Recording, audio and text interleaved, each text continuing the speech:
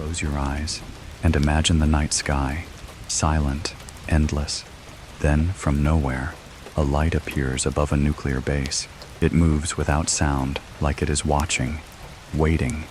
For years, these stories were hidden, but tonight, you will hear them. The secret UFO encounters the world was never meant to know, and you are part of the mystery. You are drifting, not quite awake, not quite asleep. The world around you is quiet, too quiet, as if time itself has been hushed. Somewhere in the distance, a single tone hums low, like the vibration of a distant machine, steady and endless. You do not remember when you first heard it. Maybe it has always been there, at the edge of your dreams. The sky above you is strange tonight.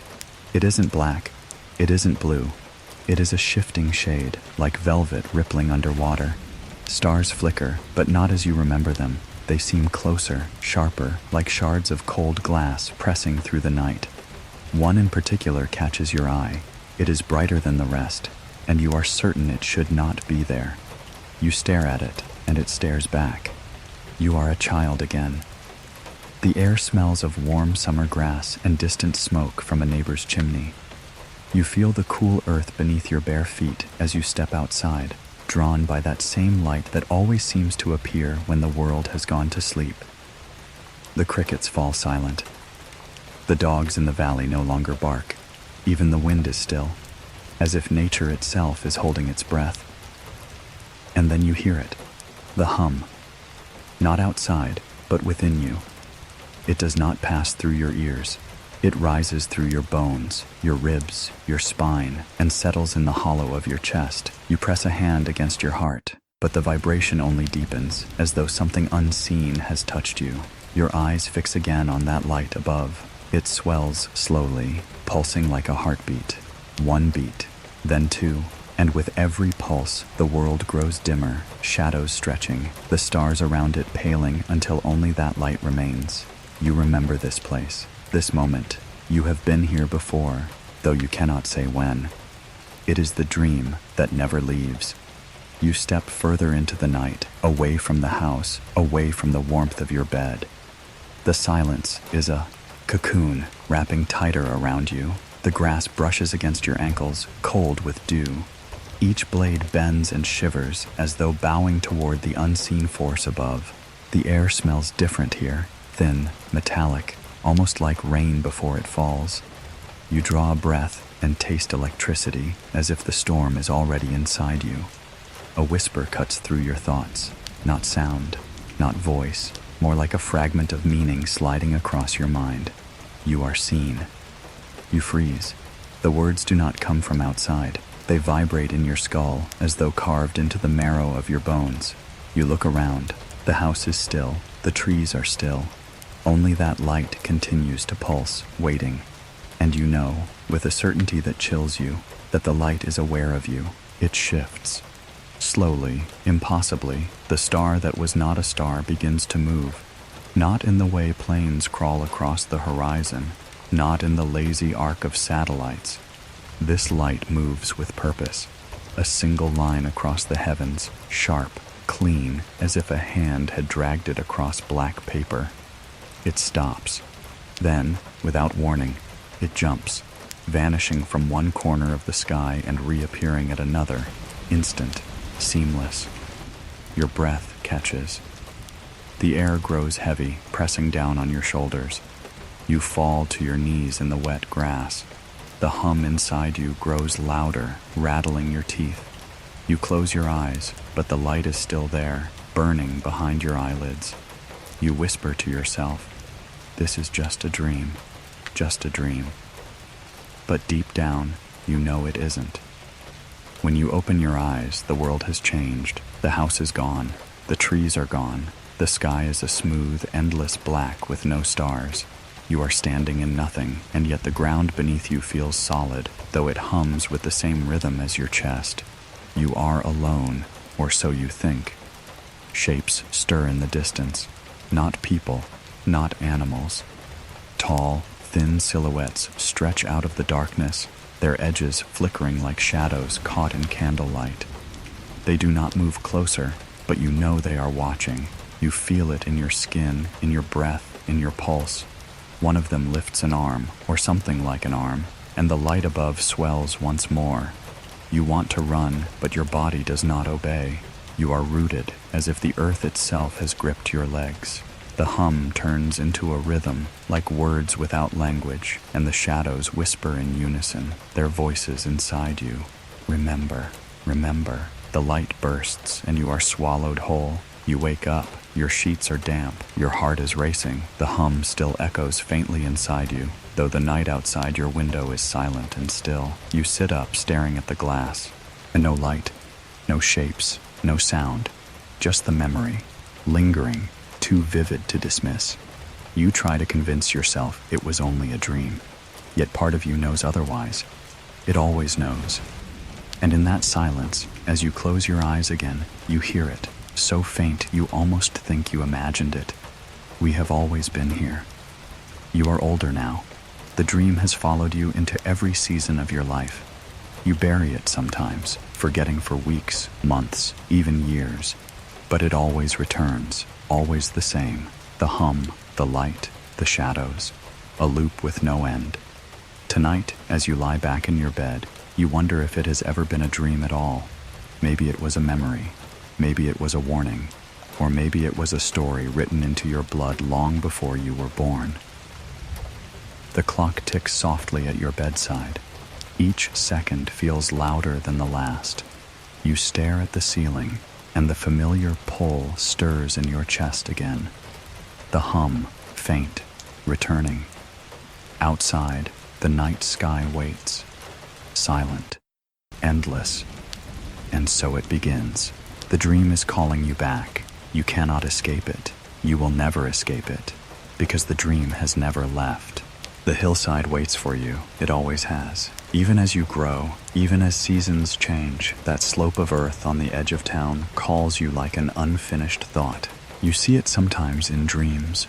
Dry grass bending beneath a wind you cannot feel, a chain-link fence stretched across the ridge, glinting under moonlight like silver teeth. Beyond it, something darker moves, but you never catch its shape. Only the feeling lingers, a presence watching from the other side. Tonight, that memory returns. You lie in your bed, staring at the ceiling. The air is still, heavy with silence. The dream from last night, the one of light and shadow, clings to your skin like frost. It has left you restless, your heart refusing to slow. And in that restlessness, the hillside creeps into your mind once more. It is not far. You could walk there. You could see for yourself.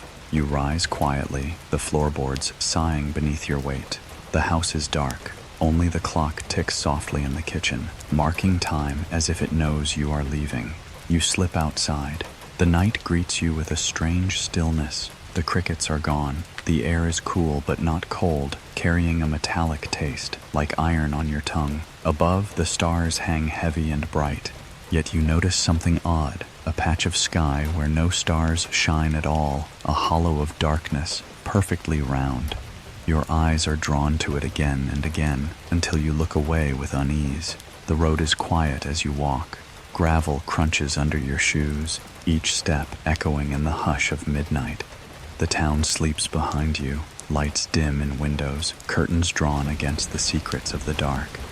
Ahead, the silhouette of the hillside rises slowly, black against the deeper black of the sky. You feel it even from here, a quiet thrum beneath the earth.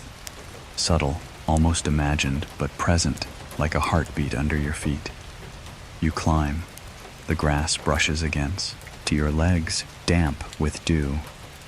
A breeze stirs, faint but purposeful, as though guiding you upward. With every step, the vibration grows stronger, as if the hill itself is alive, breathing beneath the soil. When you reach the ridge, the fence greets you. Rusted posts, chain links, stretching endlessly in both directions, topped with curls of razor wire that glint like the edges of blades. A warning, a boundary, a line drawn between you and whatever lies beyond. Your hand rises without thought, pressing against the cold metal. Instantly, the hum surges through you, stronger than before. It races up your arm, into your chest, settling into your bones until your whole body vibrates with it. Your breath quickens, your skin prickles, and then, from the darkness beyond the fence, you sense it. A presence. It does not step forward. It does not reveal itself. Yet you know, something stands there, waiting. The air changes. You smell ozone, sharp and biting, the scent of lightning before a storm. The grass on your side of the fence shivers, bending all at once as though pressed by invisible hands. Above, the stars dim, and the hollow patch of sky you noticed earlier begins to glow faintly, like an ember catching fire. You press your forehead to the fence. Your heartbeat drums in your ears. Then, words. Not spoken, not heard, but placed directly into your thoughts. Fragments, broken like whispers caught in static. You should not be here. The line is not yours to cross. The voice is neither harsh nor kind. It is distant, layered, as if many voices speak at once in harmony. You stumble back, heart racing, eyes darting to the dark beyond the fence. And for a moment, you see them. Tall, slender forms, pale against the night, their outlines wavering like heat above asphalt. No features, no faces, only the unmistakable sense of being watched. You blink, and they are gone. The hillside lies empty again, only shadows stretching long in the moonlight. Your legs tremble as you sink to the ground. The hum fades slowly, retreating like a tide, though its echo lingers in your chest. You sit there in the damp grass, staring at the fence, trying to understand what you've just seen. Were they real, or just tricks of a tired mind? The air offers no answer. Only the wind moves now, gentle, carrying with it the faintest whisper, familiar, almost tender. Remember what you saw. You shiver. Hours pass, or perhaps only minutes. Time bends strangely here. You rise at last, legs heavy, and begin your descent. The town below is silent, roofs gleaming faintly in the silver wash of the moon. Behind you, the hillside looms, fence shimmering faintly like a living thing. You know you will return. You cannot resist it. The presence beyond the fence is carved into you now, as deep as bone. When you fit, Nally reached the road again. Dawn has begun to soften the horizon, painting it in pale gray. Birds stir in the distance, as if the world has only just remembered to wake. Yet even in the growing light, you feel the hillside watching, waiting for you to come back. You crawl back into bed, clothes damp with dew, skin tingling with leftover electricity. Sleep does not come easily. When it finally does, it brings with it the echo of those voices, layered and distant, fading into silence. The line is not yours to cross, yet you will cross it. You hear them before you see them. Not the voices of strangers, not the layered whispers that have haunted your dreams, but the familiar tones of your own family, your parents, your relatives, the people you know, the people you trust. Yet something about their voices feels different tonight, lower, urgent, almost secret.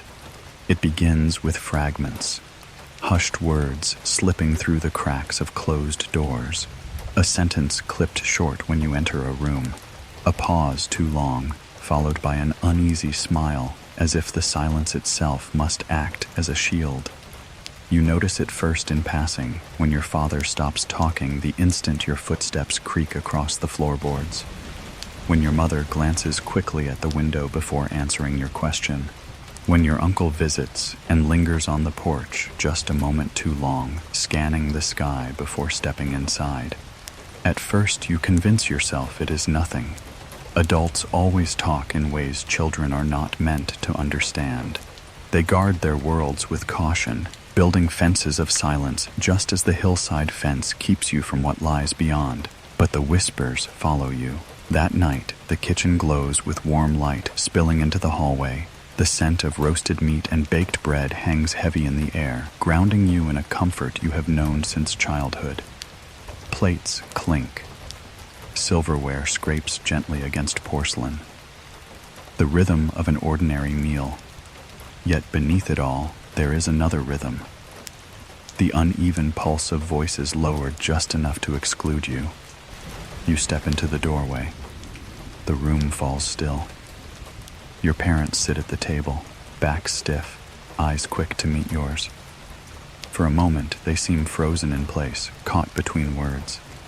Then your mother forces a smile. "We were just talking about work," she says, though her tone carries no weight, no truth. You take your seat. The food is warm, rich with flavor, but it feels distant on your tongue. You chew slowly, watching, waiting. The silence stretches. Finally, your father clears his throat. "How was school?" he asks. His eyes avoid yours. You answer, though you sense the question means nothing. The meal continues in uneasy quiet, punctuated only by the scrape of utensils. The house itself seems to lean in, listening. And then, so faint you almost miss it, you hear them, the whispers, not from your parents, not from anyone visible at the table. These voices slide beneath the surface of sound, threading through the air like smoke. They are layered, distorted, neither male nor female, yet somehow both. They do not speak in sentences, they release fragments, single words that hover and vanish like sparks. Observe, contain, silence. You glance up quickly, expecting to see the shock of realization on your parents' faces, but they continue their careful act, forks lifting, bread breaking, eyes lowered, as if they do not hear what you hear, as if they are choosing not to. The dining room changes around you. It is still the same wooden table, the same chairs, the same window reflecting the night, but shadows bend strangely at the edges of your vision. The clock on the wall ticks louder than it should, each second hammering into the silence. The hum begins again, that deep vibration you thought had left you, climbing through your ribs until your body hums like a string pulled taut. You put your fork down. The air feels heavy. Your uncle speaks suddenly, his voice sharp, almost fearful. "We shouldn't talk about it here." Your mother shoots him a warning glance. Your father clears his throat again, louder this time, and rises from the table. He carries his plate to the sink, though there is still food upon it. "It's late," he says flatly. "We should all get some rest." The conversation ends, just like that. But you know what? You heard. Later that night, you lie awake, staring at the ceiling. The whispers follow you still, echoing in the hollow of your chest, fragments of words looping endlessly like broken recordings. Contain, observe, control. You press your hands over your ears, but the sound does not fade. It is not in the air. It is in you. You close your eyes, and the memory of the dinner table returns, not as it was, but as it is now inside your mind. The faces of your family blur and shift, their features softening into pale, faceless forms. Their voices melt into the layered whispers. Their eyes, those that remain, are wide and glowing, reflecting the light of something far beyond this world. The hum deepens. You sit up quickly, heart racing, and glance at the window. The night outside is not as it should be. The stars are wrong again. Too bright, too sharp, burning holes into the sky. And in the distance, above the silhouette of the hillside, you see it. A light, hovering, watching. It pulses once, twice. You feel the vibration in your chest answer back. The next morning, the kitchen feels different. The sunlight is bright, ordinary, warm. Your parents move about as though nothing has changed, pouring coffee, buttering bread, the hum of radio news filling the air, but beneath their smiles you see the cracks. Their eyes linger too long on the window. Their hands tremble slightly as they hold their cups. You ask nothing. They offer nothing. The silence between you is louder than any words could be, and you understand now. The whispers are not yours alone. The fear is not yours alone. They know. They have always known. They just will not say it out loud. That night, the dream returns. You are back at the dinner table, but the room is dark. Candles flicker faintly, casting shadows that move on their own. The food is gone. The plates are empty, yet the sound of forks scraping continues, echoing from mouths that do not eat. Your family sits around you, their faces blank, their eyes white, glowing faintly in the candlelight. They turn toward you in perfect unison, and in a single layered voice that rises and falls like a storm, they whisper, "You cannot hide." The candles go out. You wake with a gasp, drenched in sweat. The hum lingers still. You sit upright in the dark, clutching the sheets, and listen. The house is quiet, but you know you are not alone. Somewhere outside, past the window, past the hillside, something stirs, something that has always been watching. And tomorrow, you will find yourself closer to it than ever before. It begins with a flicker. You don't remember what you were doing before it happened, only the way the lights trembled in their sockets, the way the television screen fractured into lines of static, the way the hum in the walls faltered as though the house itself had lost its breath. A flicker, then a pulse, then silence. And suddenly the world is dark. Not the ordinary dark of night. This is deeper, heavier, a darkness that presses against your skin like velvet, that swallows sound as well as light. You sit frozen, listening, your own heartbeat the loudest thing in the room. For a moment you believe it is only your house, that somewhere, just beyond the windows, the street lamps still glow, the neighbors' televisions still buzz, the world still hums with the usual clutter of electricity. But when you rise and step to the glass, you see the truth. The town is gone. Every house, every street, every lamp post. The valley lies in shadow, a black ocean stretching from the hillside to the horizon. The only light is the pale shimmer of the moon, drifting between slow-moving clouds. And even the moon feels wrong tonight. You open the door and step outside. The air is sharp, colder than it should be. The silence is suffocating. Not even the insects sing. The entire world has paused, waiting. And then you hear it. The hum. It starts low, almost buried beneath your pulse. But it grows steadily, weaving through the silence, threading into your bones. It is the same hum from your dreams, the same vibration from the hillside, the same resonance that has never left you. You walk toward it. Your feet find the road, crunching against gravel that echoes far louder than it should. The houses you pass are empty shells, their windows dark, their doors closed tight. You wonder if others are awake inside, sitting in silence, holding their breath just as you are. You wonder if they feel it too. Oh, the presence moving across the sky. You glance upward. At first you see only stars, sharp and silver. But then they shift. A cluster of lights hovers above the valley, too low, too perfect to be constellations. 3 points form a triangle, glowing faintly, moving with impossible precision. They hang suspended for a heartbeat, then drift slowly, deliberately, toward the nuclear base that lies hidden in the fields beyond the ridge. Your chest tightens. You cannot look away. The hum intensifies. It is not sound. It is vibration. It lives in your teeth, in the hollow of your chest, in the marrow of your bones. You press a hand against your sternum, but the rhythm only grows stronger, beating in time with the lights above. Observe. The whisper slides into your mind, smooth and cold. Not from the air, not from outside, but within. We are near. You stumble back, your legs trembling. The night bends around you.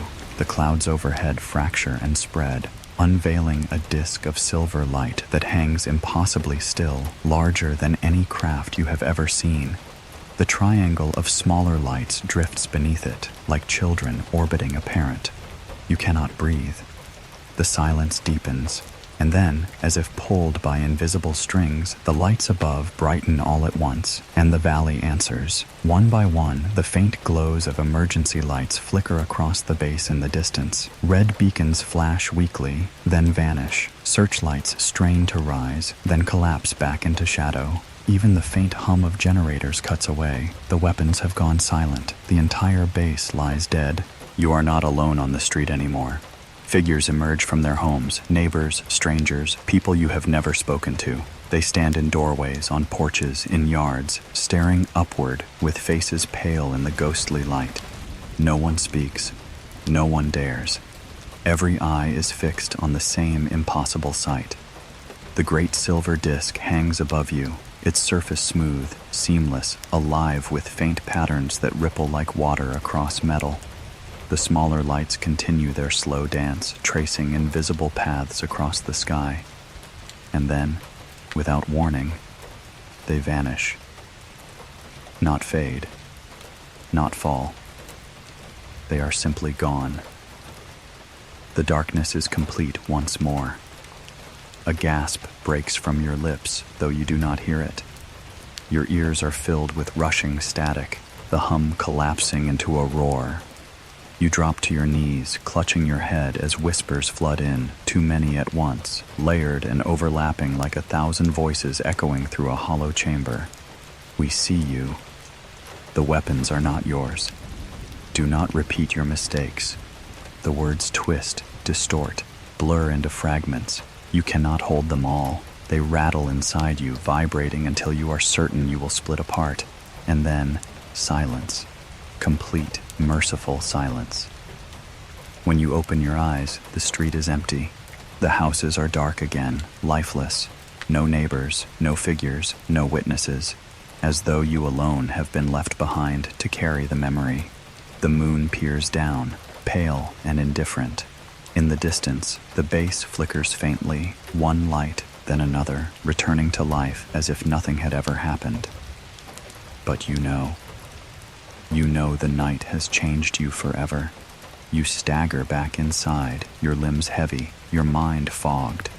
The clock on the wall has stopped, its hands frozen at the moment the power died. You touch the face, and the metal is still warm, as if it has been holding on to more than just time. You sit at the table in the dark, staring at nothing, your breath uneven, and in the silence, the final whisper comes, soft and singular, clear as if spoken by someone just behind your ear. This is only the beginning. It starts with the feeling that the sky is not what it seems. You lie on your back in the grass, the air cool against your skin, the earth damp with the breath of evening. The stars glitter above you, scattered diamonds across a canvas of black. At first it feels like any other night, quiet, still, infinite. But the longer you stare, the more the patterns shift. Something is wrong with the stars, not all of them, just one. It is brighter than the rest, not in a way that dazzles, but in a way that insists. It pulls your eyes toward it, demanding attention. And once you notice, you cannot look away. At first you try to dismiss it, a planet perhaps, or a satellite, a trick of tired eyes. But no, you know better. The stars are steady, they do not move. And this one does. It drifts, slowly at first, just enough to unsettle your sense of the sky. Then it stops, perfectly still, as if mocking the others. Minutes pass. You wait for it to move again, but it hangs there, silent, patient, as if it knows you are watching. You whisper to yourself, though no one is there to hear it. That star doesn't belong. And in that moment, you feel it. The hum. It starts faintly, so soft you wonder if it's only your heartbeat. But it deepens, seeping into your chest, your bones, until the grass beneath you vibrates with the same rhythm. The world around you blurs at the edges. The air grows heavier, colder. The star pulses, once, twice, like a heartbeat answering your own. And then, a whisper, not in your ears, but inside your mind. Smooth, layered, both near and impossibly far. You see us.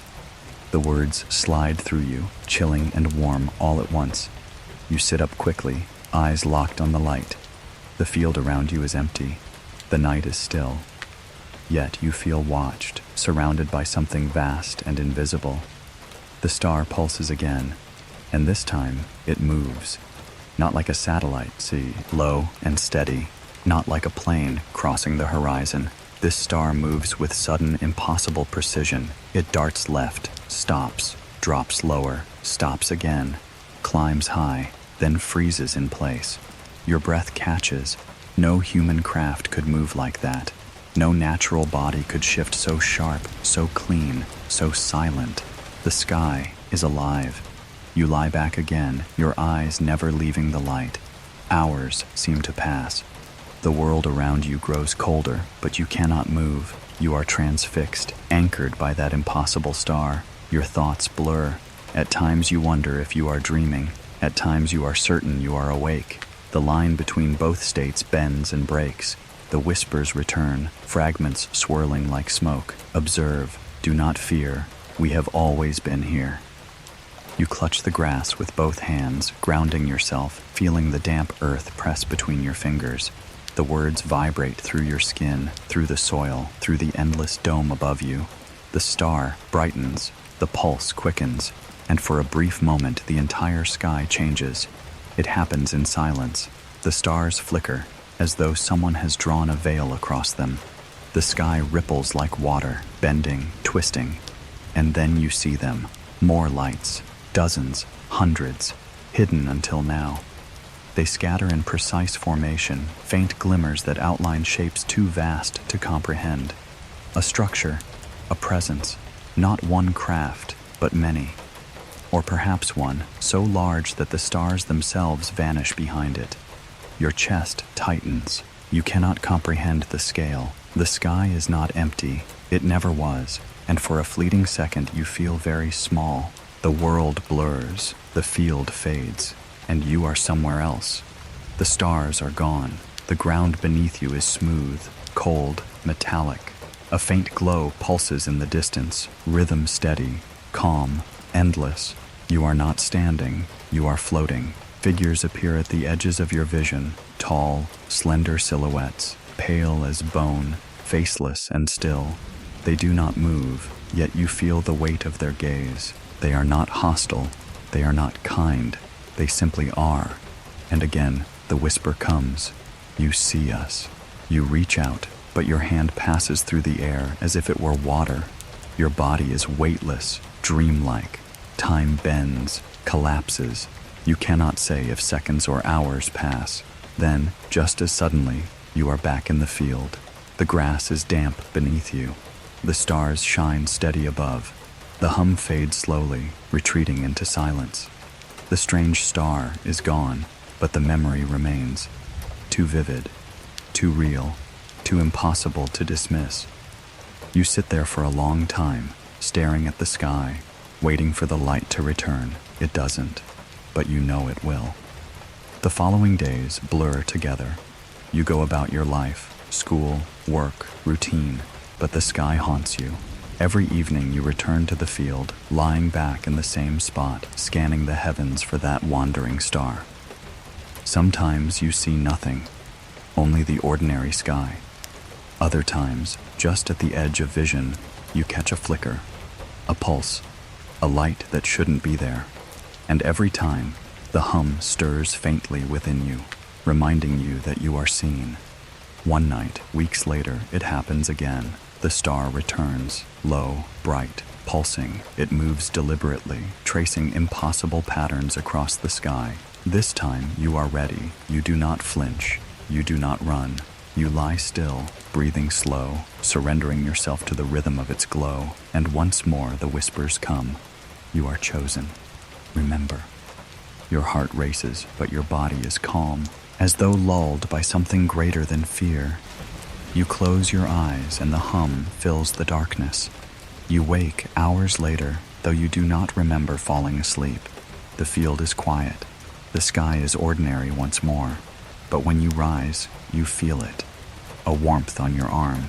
You roll up your sleeve, and there it is. A faint mark, geometric, etched into your skin like light pressed into flesh. It does not hurt. It does not fade. It glows softly in the moonlight, pulsing in rhythm with your heart. You touch it, trembling, and the final whisper drifts through your mind, soft as breath. This is the beginning. You dream of geometry, not numbers, not shapes drawn in chalk, but living geometry. 3 points suspended in a void, each glowing faintly, each connected by lines of silence you cannot see but somehow feel. They hover above you, vast and steady, casting shadows that move without sound. You do not know how you came here. You only know you are beneath them, watching, being watched. And when you wake, the dream is still there. The memory clings like mist, lingering behind your eyes, etched into the rhythm of your breath. You lie still for a long time, staring at the ceiling, listening for something you cannot name.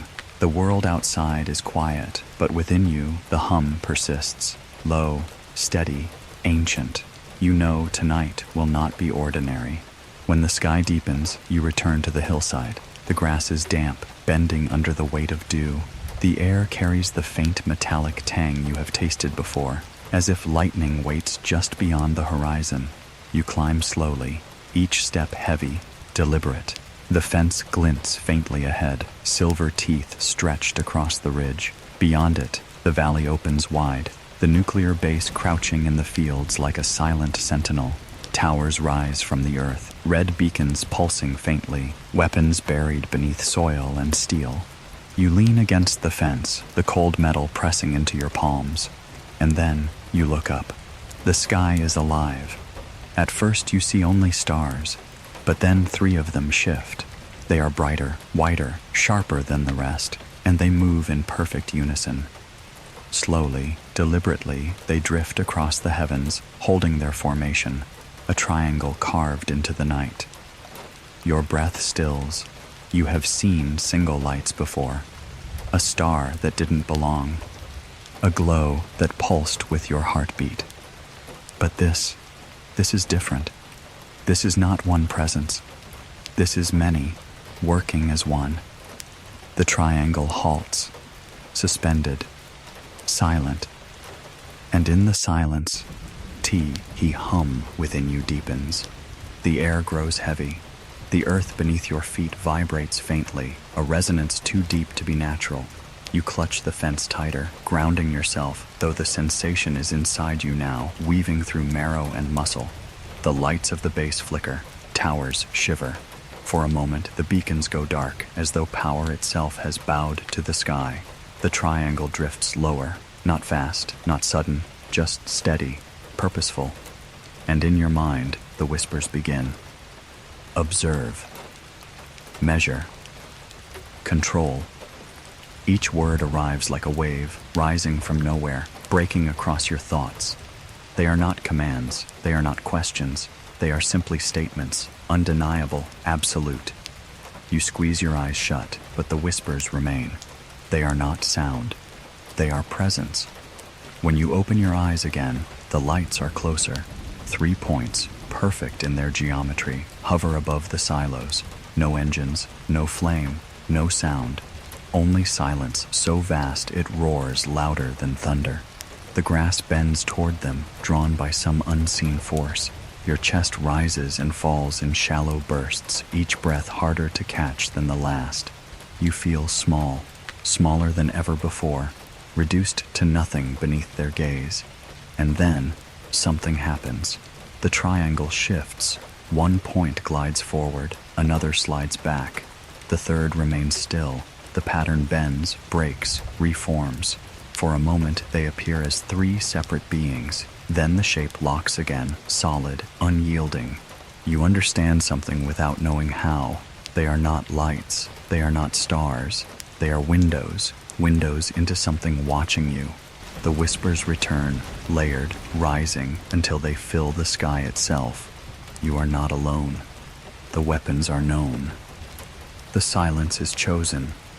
The words twist in your chest. You do not fully grasp their meaning, but you feel the weight of them, heavy as stone. Suddenly the light, HTS blaze brighter. The triangle flares white, flooding the hillside in brilliance. Shadows vanish. The world is bathed in pale fire. You drop to your knees, shielding your eyes, but the glow sears through your lids. It is everywhere, within and without, filling you until you cannot tell where your body ends and the light begins. For one moment, you are suspended, weightless, timeless, endless. You see the valley spread beneath you. The base lies still, powerless, its towers bowed in shadow. The fields stretch empty, dark as oceans. And above it all, the triangle floats, pulsing in rhythm with the hum that beats in your chest. You see more than that. Visions flicker at the edges of your mind, cities crumbling into dust, oceans boiling under suns too close, forests burning in silence. Then the images shift. Cities gleaming, rivers pure, skies endless and unbroken. 2 paths, 2 futures, both waiting, both possible. And in the silence, the final whisper, the choice is yours. The light fades. The triangle drifts upward, slow and steady until it becomes another cluster of stars. You blink, and it is gone. The hum retreats. The earth grows still. The towers of the base flicker back to life, red beacons flashing as if nothing has happened. But you know everything has changed. You rise slowly, trembling, the fence cold against your palms once more. The hillside lies quiet. The valley sleeps. Yet above, hidden in the infinite black, you know they remain. Watching, measuring, waiting, you turn back toward town. The houses lie dark, windows shuttered. Perhaps others saw. Perhaps they too stood frozen beneath the silent triangle, hearts echoing with the same hum. Or perhaps you are alone in this memory. You walk slowly, each step heavy, your eyes never leaving the sky. You search for the light, for the geometry that no longer belongs, for proof you are not lost to a dream.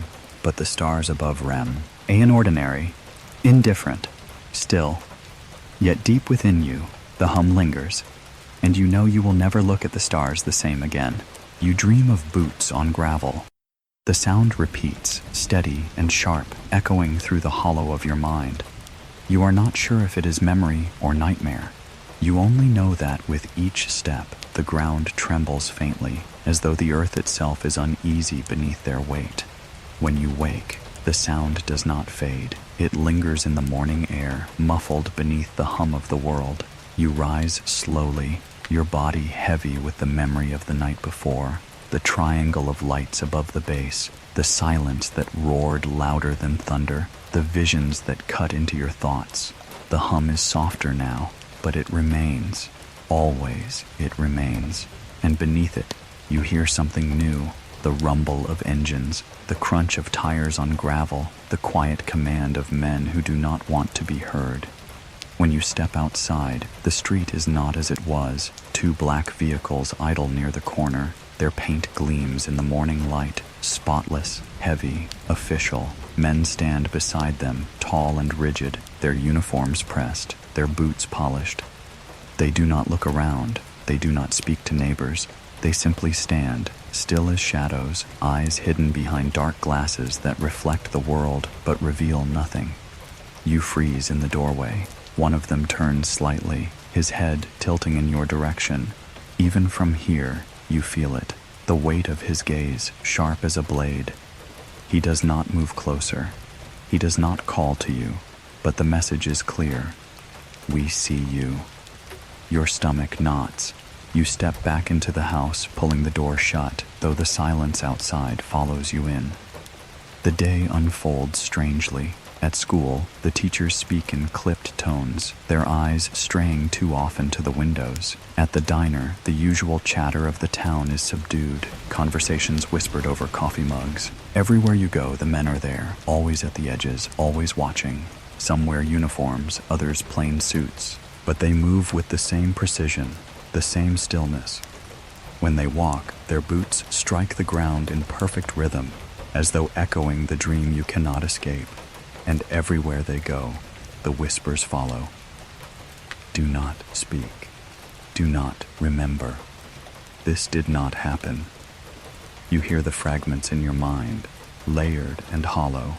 You wonder if they are yours or theirs, if the words come from the beings in the sky or the men who walk the earth beneath them. Perhaps both. That evening, the knock comes, sharp, 3 times. You sit frozen, staring at the door. The sun has dipped low, shadows stretching long across the floorboards. The air feels thick, heavy with expectation. The knock comes again. When you open the door, 2 men stand before you. Their uniforms are crisp, their expressions flat. One holds a clipboard, the other rests his hand near the edge of his belt, where a holster gleams faintly in the fading light. Evening, the one with the clipboard says. His voice is calm, almost friendly, but there is no warmth in it. We're speaking with everyone in the area. His eyes flicker over you, measuring, waiting. You nod slowly, your throat dry. Did you see anything unusual last night? He asks. The question hangs heavy in the air. You think of the triangle above the silos, of the silence that swallowed the valley, of the visions pressed into your mind. You think of the neighbors who stood frozen on the street, staring upward, their faces pale in the glow. You think of the hum that still beats in your chest, and you hear the whisper, sharp and urgent, threading through your thoughts. Do not tell. You swallow hard. No, you say quietly. Nothing unusual. The man studies you for a moment longer, his gaze unreadable behind dark glasses. Then he nods once, scribbles on his clipboard, and steps back. Thank you for your time. They leave without another word. But you know they are not gone. That night, you cannot sleep. The vehicles remain outside, engines idling softly in the dark. Figures shift in the shadows, pacing with deliberate slowness.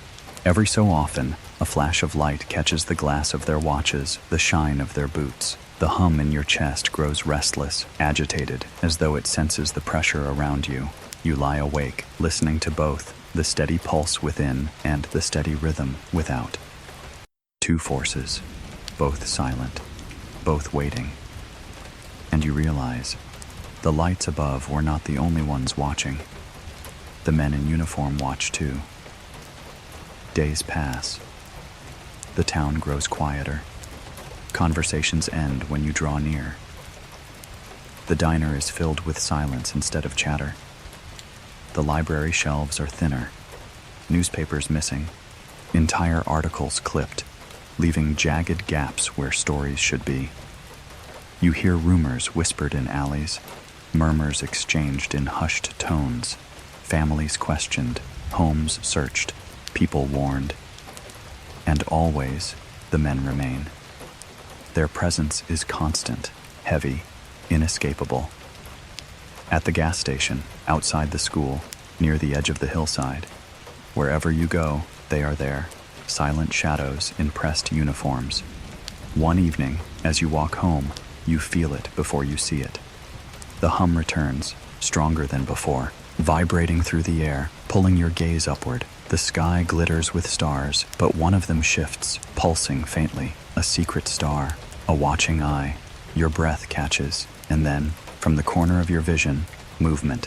A man in uniform stands across the street, staring up at the same light. His face is pale in the glow, his expression unguarded, almost fearful. For a moment, he is just like you, small, uncertain, a witness to something beyond comprehension.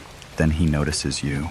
His face hardens, his gaze sharpens. He turns, disappearing into the shadows. The hum fades, but the memory lingers. That night, the dream returns. You are back, beneath the triangle. The lights hover above you, silent, perfect. But this time, the ground is filled with men. Uniforms stretching endlessly across the valley, boots striking in unison, eyes hidden behind dark glasses. They march without sound, faceless and endless, their movements mechanical. The triangle above pulses once, and the men stop.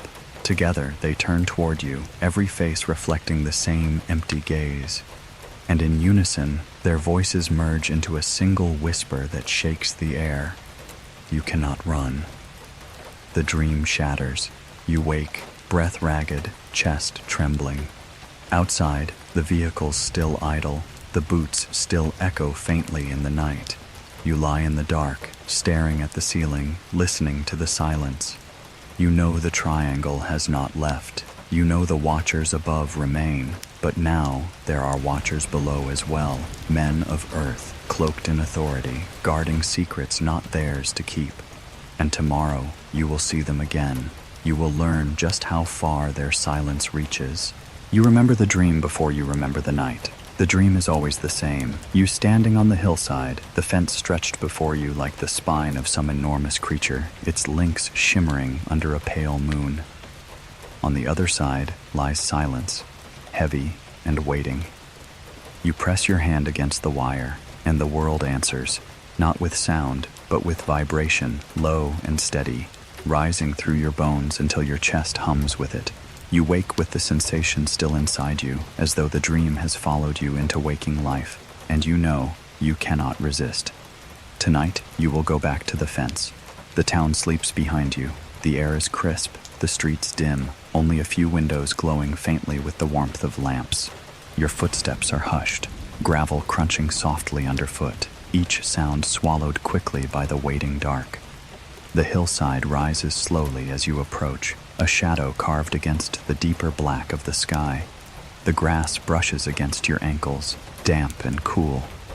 The night carries a faint metallic scent again, ozone, sharp and biting, like the taste of lightning before it strikes.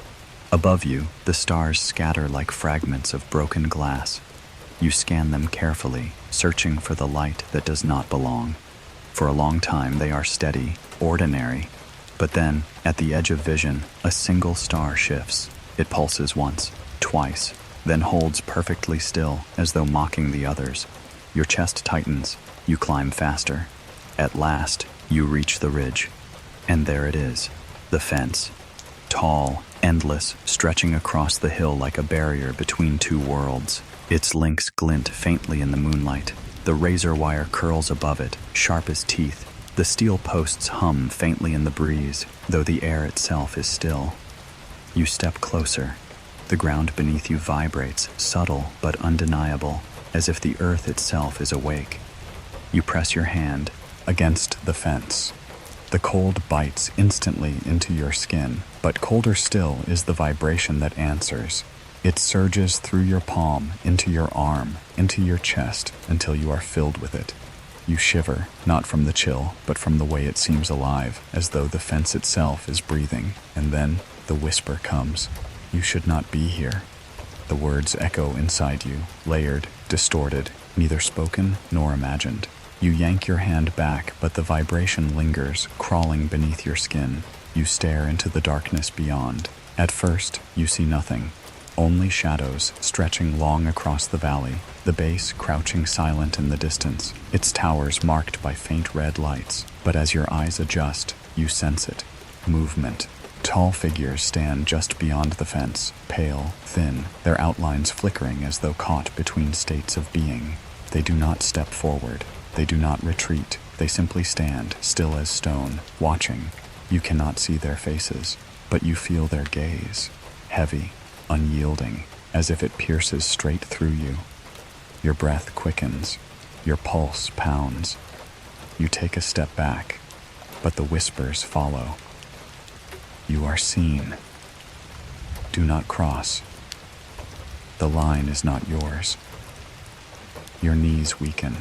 The fence glints cold before you, a barrier, a warning, a promise. The air thickens. You smell ozone stronger now, sharp and metallic, burning your nose. The grass on both sides of the fence bends suddenly, as though pressed by invisible hands. Above, the sky ripples faintly, stars warping at the edges. You cannot move. The figures beyond remain still, but the silence grows unbearable. Your skin prickles, your chest tightens. The vibration deepens, rising through you until your entire body feels like a string drawn taut. And then, light. It begins as a faint glow behind the figures, low and pulsing.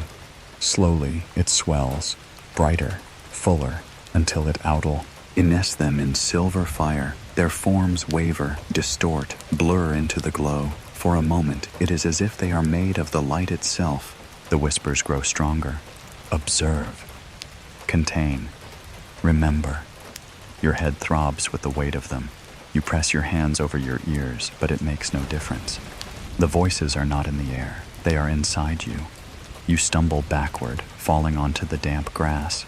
The sky spins above you, stars twisting into strange patterns. The light behind the fence pulses again, blinding, then vanishes all at once. The figures are gone. Only the fence remains, silent and cold, gleaming faintly in the moonlight. You lie there, gasping, the hum still rattling inside your chest. For a long time, you cannot move. The night presses heavy against you, each shadow deeper than the last. When at last you rise, your legs tremble. You glance once more at the fence, half expecting to see the figures return, half fearing they will. But the hillside lies empty. Still, you know they are there. Watching. Waiting. The walk back feels endless. The town glows faintly in the distance, but the shadows along the road feel thicker than usual, stretching long and reaching. You glance over your shoulder often, convinced you are not alone. The hum follows you all the way home. When you finally collapse into bed, sleep does not come easily. And when it does, it brings with it the dream again. You are back at the fence, hand pressed against the metal, but this time, the wire is warm, almost burning, and the figures on the other side are closer. Their faceless heads tilt in unison. Their voices merge into one, sharp and final. You will cross. The dream shatters. You wake with a gasp, sweat damp on your skin, the hum still alive inside you. The next night, you know you will return. You cannot resist. The fence calls to you now, the cold metal a tether between worlds. You are caught between fear and wonder, between silence and secrets, between the earth you know and the presence you cannot name. And deep inside, you know the line will not hold forever. One night soon, you will step across. You dream of an old voice before you ever hear it. It is cracked, weary, stretched thin by years, yet it carries the weight of truth, truth that trembles at the edge of silence. You cannot see the speaker in the dream, only the outline of a figure hunched against the wind, eyes glinting faintly, mouth shaping words that you do not fully understand. If you saw them, forget. You wake with the echo still inside you, the words clinging like frost, and before the day is done, you will hear that voice again. The morning feels different. The air is heavy, as though the night has not fully lifted. The streets are quiet, the shops muted, the townsfolk subdued. Everyone moves quickly, glancing often at the sky, though nothing unusual hangs above it. You walk slowly, scanning the faces around you. Some you know, some you don't. But all wear the same tightness, the same unease. Conversations hush when you pass. Eyes dart away, pretending not to see, and then you notice him. An old man, seated alone at the edge of the diner, his coffee untouched, steam curling faintly in the cool air. His coat is worn, frayed at the edges. His hat sits low over his brow. His eyes, when they rise to meet yours, are sharp, too sharp, like glass that has been broken, but never dulled. He watches you, not with curiosity, not with suspicion, but with recognition. You freeze. For a moment, the diner seems to dissolve. The clinking of dishes, the murmur of voices, the smell of frying bacon. All of it fades until only the old man remains, his gaze fixed, unwavering. He gestures once, barely a flick of his fingers. A summons. You hesitate, but your feet move anyway. You slide into the booth across from him. The vinyl seat creaks beneath your weight. The old man does not speak at first. He studies you, his eyes tracing your face, your hands, the faint tremor in your breath. At last, he leans forward. His voice is low, roughened by time, but steady. You saw them, didn't you? The words slice through you. You do not answer. You cannot. But silence is answer enough. He nods slowly, as if confirming something he already knew. His hands tremble faintly as he lifts the coffee cup, though he does not drink. He sets it down again, untouched. Listen to me, he says. Forget it. Whatever you saw, whatever you think you know, it will ruin you. Leave it alone, for your own good. The diner hums faintly with life around you, but in this booth, the world has narrowed to a point. You hear nothing else. You feel nothing else, only the weight of his words pressing against you. You whisper back, your voice smaller than you intended. Why? The old man's eyes flicker, darting toward the window, scanning the street outside. His shoulders hunch tighter, as though the walls themselves might be listening. They don't want you to know, he mutters. Not them, not the ones above, and not the ones down here, either. His gaze locks onto yours again, fierce now, desperate. They're watching you, both of them, and once they know you've seen, there's no turning back. The hum stirs inside your chest again, faint but steady, vibrating in time with his words. It is as though your very bones recognize the truth he speaks. You lean closer, whispering, "You've seen them too." The old man's face hardens. His lips press thin. He does not answer. But in his silence, you already know. For a moment, you both sit in stillness.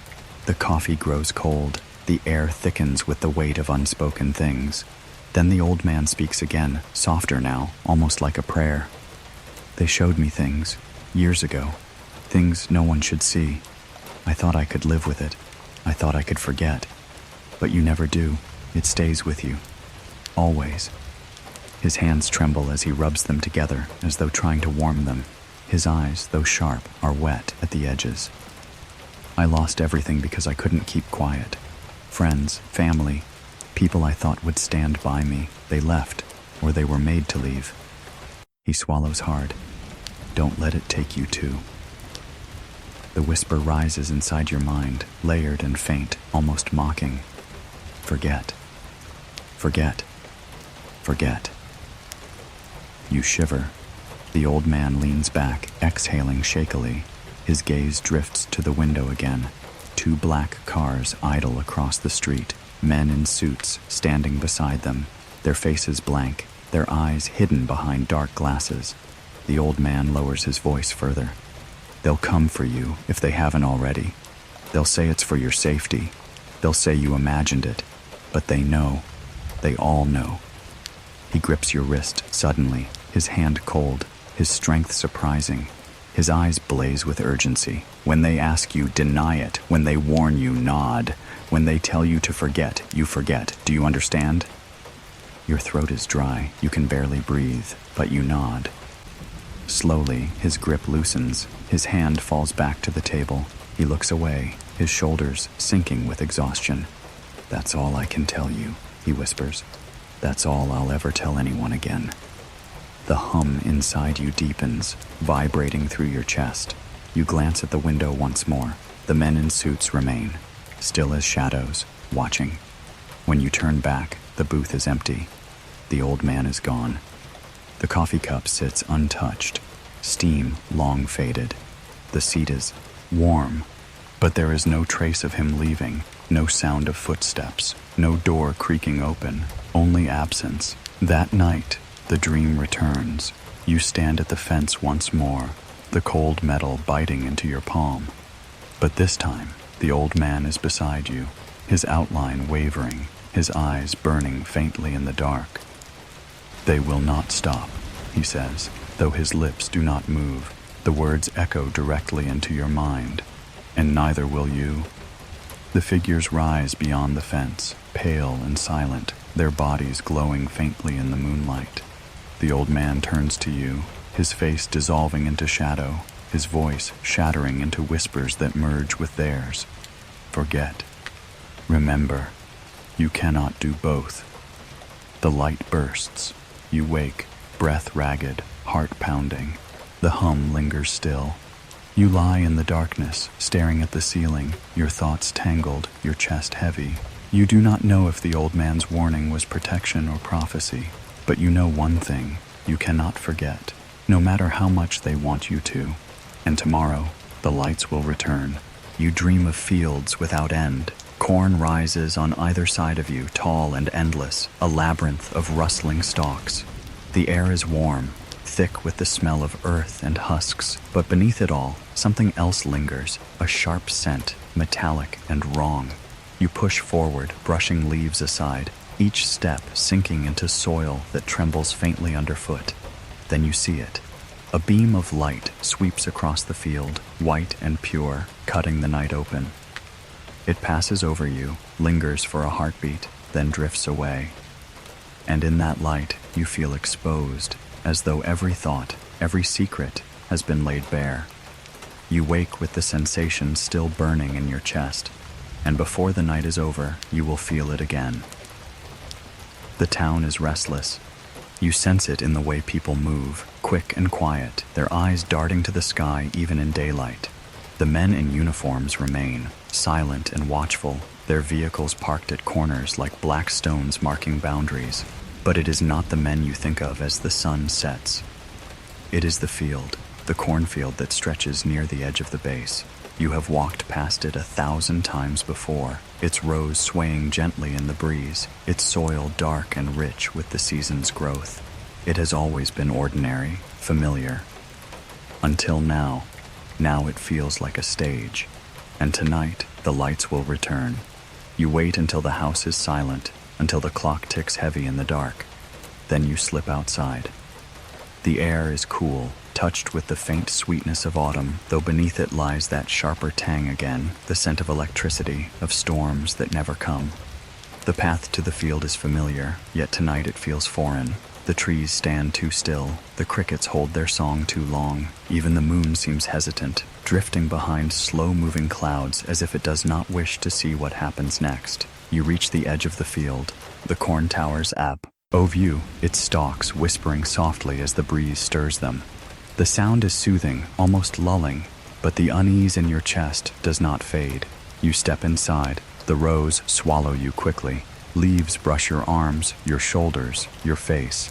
The soil crunches softly beneath your feet, the scent of earth rising with every step. The deeper you go, the more the world outside disappears. No houses, no roads, only the rustling of corn, endless in every direction. And then, light. It appears suddenly, sweeping across the field in a wide arc, white and clean, too bright to be a lantern, too pure to be headlights. The beam slices through the rows, illuminating stalks in silver fire before vanishing into shadow again. You freeze, your breath caught. The beam returns, moving slowly, deliberately, as though searching. It slides closer, closer, until it passes over you. The moment it touches you, the hum ignites.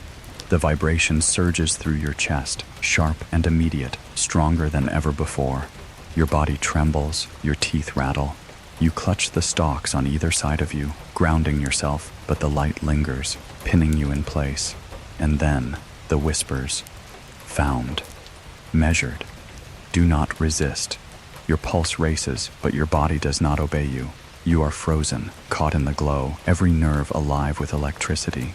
You want to scream, but the sound dies in your throat. The beam shifts at last, drifting away, leaving you gasping in the dark. But you are not relieved, because now there are more.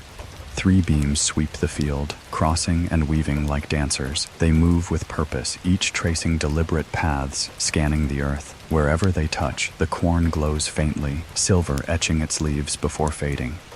You stumble backward, deeper into the rows, but the beams follow, always near, always searching. The hum inside you rises and falls with their rhythm, as though connected, as though alive. And then you hear it, not in your head this time, but in the air itself. A low vibration, so deep it rattles the ground, so vast it seems to come from the sky. You glance upward. Through a gap in the leaves, you see it. A shape, vast and silent, hovering above the field. No engines, no sound, only light, spilling downward in sweeping beams. Its edges blur against the night, impossible to measure, impossible to comprehend. Your knees weaken. The sky is alive above you. The beams converge suddenly, 3 lines crossing in the rows not far ahead. The air there glows white, humming, trembling. The corn bends inward as though bowing to the light. You stumble forward, compelled, unable to stop yourself. Each step draws you closer to the glow, to the center where the beams meet. Your body aches, your skin prickles, but you cannot turn away. When you reach it, you stop. The light surrounds you, wrapping you in warmth and chill at once. The stalks vanish, the earth dissolves. You are weightless again, suspended in the glow, and the whispers return. You are chosen. Remember, the silence is ending. Visions flicker through your mind, fields burning beneath fire from the sky, towers crumbling into dust, oceans rising in fury. Then they shift, fields green and endless, cities shining, skies clear and bright. 2 futures, 2 paths, both waiting. The hum deepens, rattling your bones, filling you until you cannot tell where you end and it begins. The voices merge into one, vast and final. The choice is not only theirs, it is yours. The light bursts. You are back in the field. the beams vanish, leaving only the rustle of corn and the silver wash of moonlight. The soil is damp beneath you, your hands gripping the earth. The sky above is empty. No shape, no lights. Only stars, silent and indifferent. But you know what you saw, and you know you were not meant to forget it. You stag, air from the rose, breath ragged, legs trembling. The night is still, but the hum lingers, softer now, woven into your heartbeat. You glance back once more. The corn sways gently in the breeze, ordinary again, but you know it is not. You know it will never be ordinary again. You dream of alarms without sound. Red lights spin in silence, warning beacons flashing against dark concrete walls. Sirens wail, but you do not hear them. You only see their mouths open, their shapes shuddering with cries that never reach your ears. Doors slam, boots pound, shadows run through narrow corridors, yet all of it is silent. The silence is worse than the noise could ever be. You wake with your heart racing, the image still burning in your mind. And though your room is quiet, you cannot shake the feeling that somewhere, not far away, the dream is happening, not in imagination, in truth. The night is still when you step outside. The air carries the cool weight of autumn, touched faintly with the metallic scent you have come to recognize, the smell of ozone, of something electrical just beyond human reach. You walk slowly, drawn once more toward the hillside, toward the fence, toward the base beyond. The town behind you sleeps uneasily, windows shuttered, streets hushed. Yet in that hush, you sense anticipation, as if the world itself is waiting. The stars scatter bright across the sky, but one by one as you climb the ridge, they seem to pale, their light dimming in reverence or in fear. When you reach the fence, the valley opens before you. The base crouches in the distance, towers blinking red, floodlights sweeping slowly across empty fields. It looks ordinary, it looks alive. But then, all at once, everything dies. The change is instant. Floodlights wink out, swallowed in darkness. Towers go dark, their beacons silenced. The hum of generators, always faint, always present, fades into nothing. The base lies still, your chest tightens. Never before has the valley been so quiet. Even the crickets have silenced, the wind itself stilled. You press your hands to the fence, and the vibration answers, deep, powerful, alive. And above, the sky changes. They appear with out warning. Lights, small at first, distant, scattered like stars. But then they move, slowly, deliberately, descending toward the valley in perfect formation. 3, then 5, then more. They drift soundlessly, their glow faint but sharp, pulsing in rhythm with the hum that now shakes your chest. You watch, breathless, as they hover above the base. The silence is absolute, and then the whispers begin. Observe. Disarm. We decide. The words echo inside your mind, layered and unyielding. You stagger, clutching the fence for balance, but the voices remain. Below, the base shudders faintly. You see movement, tiny figures, guards or soldiers, running through darkened corridors, their flashlights cutting small beams through the black. Vehicles spark to life, headlights piercing briefly before dying again. No matter what they try, nothing holds. The weapons sleep. Missiles hidden deep beneath the silos, their power sealed, their systems cold. You do not see them, but you feel it. The hum reaching into the earth itself, winding through wires and circuits, shutting them down with effortless precision. The silence is total. The weapons are not theirs anymore. You grip the fence harder. The metal burns cold against your palms. The vibration grows sharper, rattling your bones until your teeth ache. And in the pulsing glow above, you see it. One of the lights, drifting lower. It hovers directly above a silo, its white beam cutting a perfect circle of brilliance onto the earth below. You hold your breath. The whisper comes again, stronger now, resonant and final.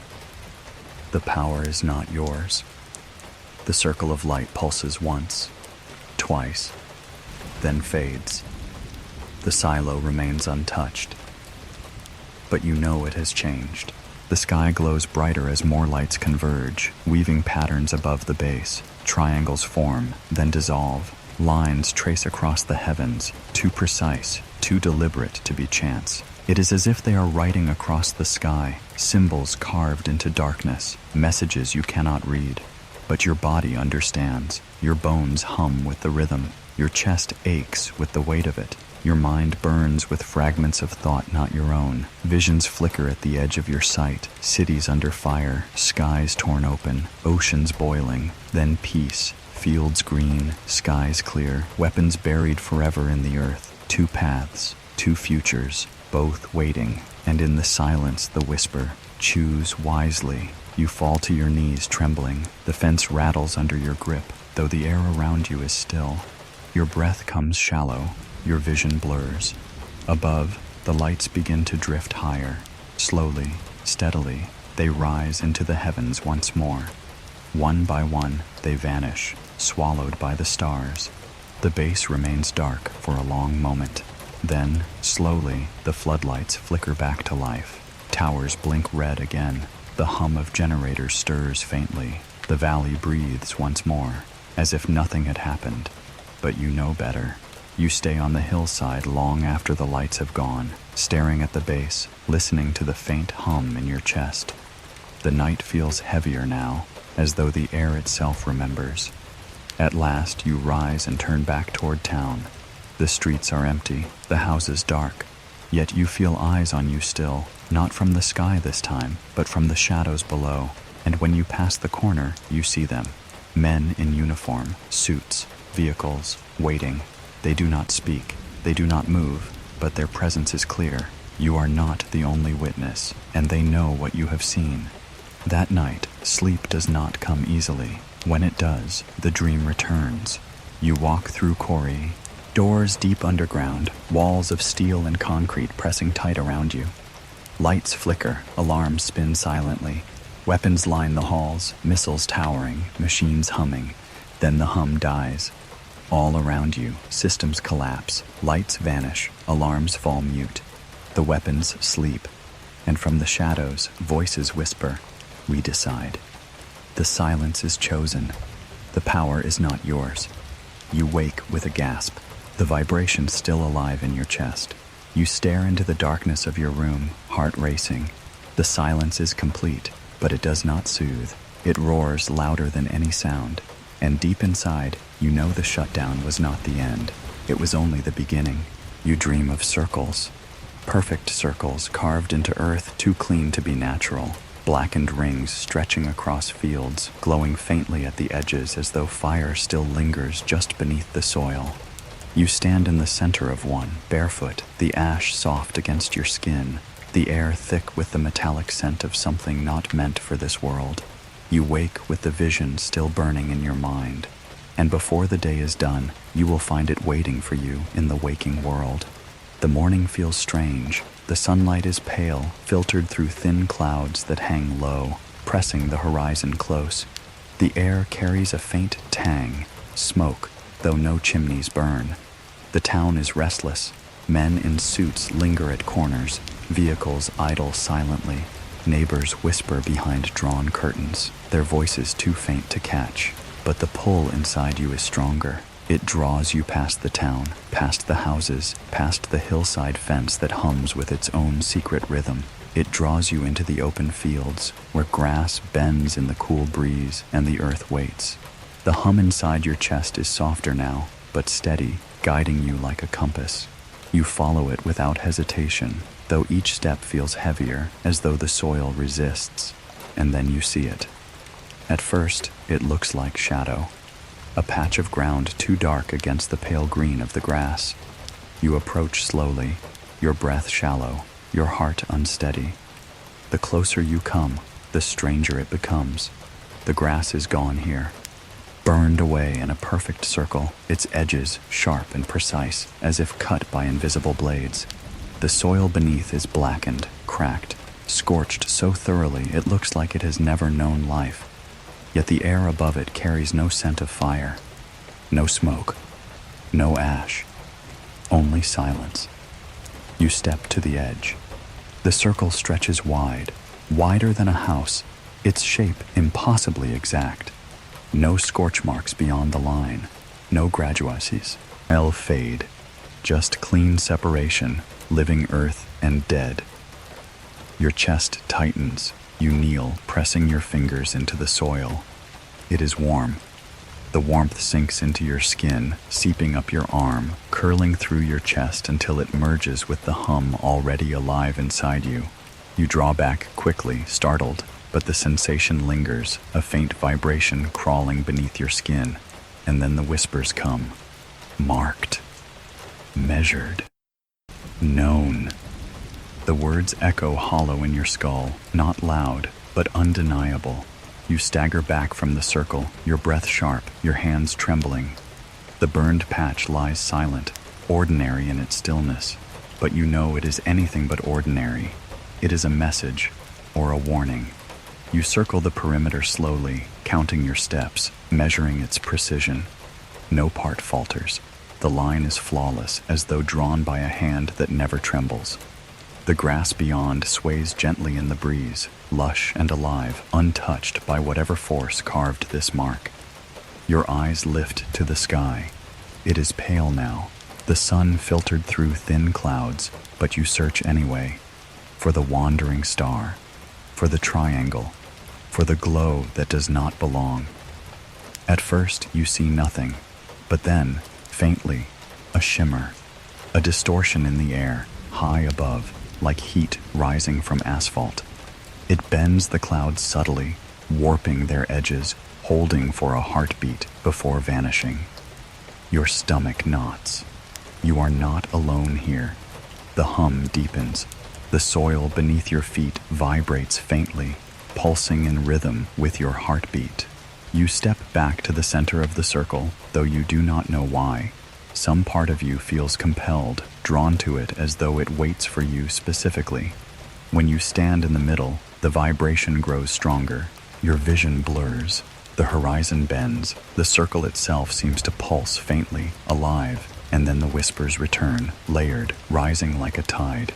This is ours. This is yours. Remember the line?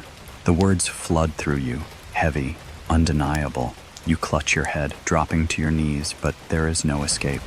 The soil burns faintly beneath your skin, not with fire, but with energy. Something vast, something alive. Visions flicker across your mind, towers of steel collapsing into silence, missiles frozen, powerless, entire cities marked with circles, their earth scorched in patterns that stretch beyond comprehension. Then the visions shift, fields green and endless, circles glowing faintly not as scars, but as symbols, woven into the land like messages carved for those who would look. Two paths, always two paths.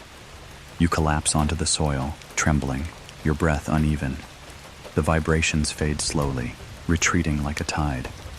The whispers soften until only one remains, faint and final. You will see more. And then silence. The soil cools beneath you. The hum retreats to the hollow of your chest. The burned patch lies still once more, silent, ordinary in its impossibility. You stagger back, dizzy. The horizon sways, the clouds blur. You turn toward the town, the hillside, the base beyond. From here, the world looks unchanged. Life continues. But you know the circle will not vanish. It will remain. A scar. A message, a reminder. That night, the dream returns. You stand in a field of circles, endless and perfect, each glowing faintly against the darkness. Figures stand at the edges, tall and silent, their faceless heads turning toward you. They raise their hands, or what might be hands, and the circles flare brighter. The whispers merge into one voice, vast and unyielding. The marks are many, the choice is few. The ground trembles, the sky shatters with light. You wake with a gasp, the hum still vibrating faintly in your chest. You sit upright in bed, staring at the window. The night sky is clear, the stars sharp, but you do not look for the wandering star. You do not search for the triangle, because you know now that the signs are not only in the heavens, they are here, carved into the earth itself. And you will find more. You dream of wings that cannot fly, Engines roar, metal shudders, but the sky refuses to open. The aircraft tilts, climbs, falls, but the stars above remain unreachable, as though the heavens have been sealed shut. And in the dream, you see a man in the cockpit, his eyes wide, his hands trembling on the controls. He looks at you, through you, and whispers words you cannot hear. You wake with the echo of silence pressing against your chest. And later that night, you will hear those words for real. The diner is quiet. It always is in the late hours, when only a handful of souls drift through. Truck drivers nursing black coffee, farmers staring into empty cups, a waitress wiping the same counter over and over with tired hands. The hum of the neon sign outside seeps through the window, steady and low, filling the silence between clinking forks and muted radio static. You sit in the corner booth, half hidden in shadow, staring at a plate you have no appetite for. Your thoughts linger on the burned circle you found in the field, the scorched soil, the warmth that still pulsed through it, the whispers that insisted you were seen. You cannot shake it. You cannot forget. And then you notice him. He sits 3 booths down near the window. His uniform is unmistakable. The crisp jacket of an Air Force pilot, though wrinkled, stained with sweat, the collar tugged loose. His hair is unkempt, his jaw lined with days of neglect. His eyes, though sharp, are tired, bloodshot, hollow, haunted. He stares not at his food, but at the night beyond the glass, at the sky. The waitress asks if he wants a refill. He doesn't answer. She pours anyway, her eyes flicking to you briefly, as though warning you to leave him be. But you cannot. Something in the weight of his silence pulls you. You shift from your booth and approach slowly. The pilot doesn't move, doesn't blink. Only when you slide into the opposite seat does he finally turn his head. His gaze meets yours, and for a heartbeat, the room vanishes. In his eyes, you see it. The same vision that haunts your dreams. The same glow that bends the sky. The same silence that roars louder than thunder. He has seen it. You know without words, and he knows you have too. You've watched the lights, he says softly, his voice cracked from disuse. You nod, though your throat is dry. The pilot leans back, exhaling slowly, his hands trembling faintly against his coffee cup. I wasn't supposed to say anything. We never are. But you already know. He glances again at the window, scanning the stars as though expecting one of them to move. His jaw tightens. His voice lowers. I was ordered to chase one. The diner fades, the hum of neon, the clink of dishes, the shuffle of tired feet. None of it matters. Only his words fill the space now. It was over the base, he continues, his voice steady but strained. They scrambled us in the middle of the night. Said it was unidentified, said we had to intercept. He swallows hard. I thought it was just another drill, another false alarm, but when I saw it, his voice trails off. He stares into the distance, his eyes unfocused, as though watching it again. It wasn't a plane. It wasn't anything human. The hum stirs in your chest, alive again, echoing his words. The pilot grips the cup tighter, his knuckles pale.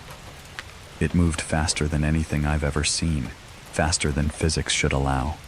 1 second it was ahead of me, the next it was gone, then it was behind me, then above, then beside. His voice shakes. I pushed the jet as hard as I could. Engines screamed, controls shuddered, but it was playing with me, like I was nothing, like I was a child trying to catch a star. He looks at you again, his eyes wet. And the worst part? It wasn't just outside. He taps his temple. It was here, inside my head. The whispers rise, not from him, from within you. Observed, measured, powerless. You flinch, clutching the edge of the table. The pilot watches you closely, nodding slowly, knowingly. You hear them too, he says quietly. They don't just move through air. They move through us, through thought, through memory. He leans closer, his voice almost a plea. You can't tell anyone. They'll say you're mad. They'll strip your wings. They'll bury you. like they did me. His shoulders sag. His hands tremble as he lifts the cup, though he doesn't drink. I reported it once, just once. And do you know what happened? They smiled, they nodded. Then they took everything from me, my squadron, my rank, my career. He laughs bitterly, a sound without joy. They told me to rest, to forget. But you don't forget, you can't. The silence follows you. The hum never leaves. His gaze sharpens suddenly, drilling into yours. You know that already, don't you? Your chest vibrates in answer. You nod slowly. The pilot exhales shakily, his eyes darting again to the window. The stars remain steady, but both of you wait for one to move. They're not ours, he whispers. They're not theirs either. Not the men in suits, not the ones in command. They don't control it. No one does. And that's what terrifies them most. His voice drops lower, almost breaking. The weapons mean nothing. The walls mean nothing. When they choose, they can shut it all down. You saw the blackout, didn't you? You saw the base die? You nod again. The pilot's face pales. Then you know. The hum inside your chest deepens, vibrating in rhythm with his words. For a moment, you both sit in silence, bound not by conversation, but by memory, by experience, by truth too heavy to share with anyone else. Then the pilot leans closer, his voice sharp, urgent. They'll come for you, just like they came for me. They'll ask questions, then they'll erase you, not kill you, erase you, make you doubt what you saw, make you wish you had kept quiet. His hand trembles as it grips the table. Don't let them. The whispers return, layered, insistent. Do not resist. Forget. Obey. You press your hands to your head, shaking, but the voices remain. The pilot watches, his eyes wide, his voice a hoarse whisper. They're listening now. You feel it, don't you? You nod, gasping, your chest aching with the weight of the hum. He swallows hard. Then it's too late.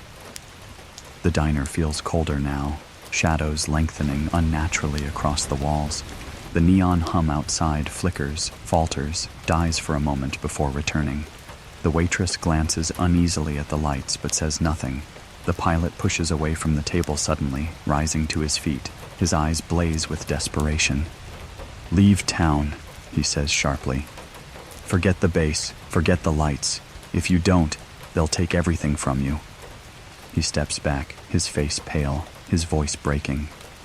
It's already started. And then, before you can answer, he turns and walks out. You rush to the window.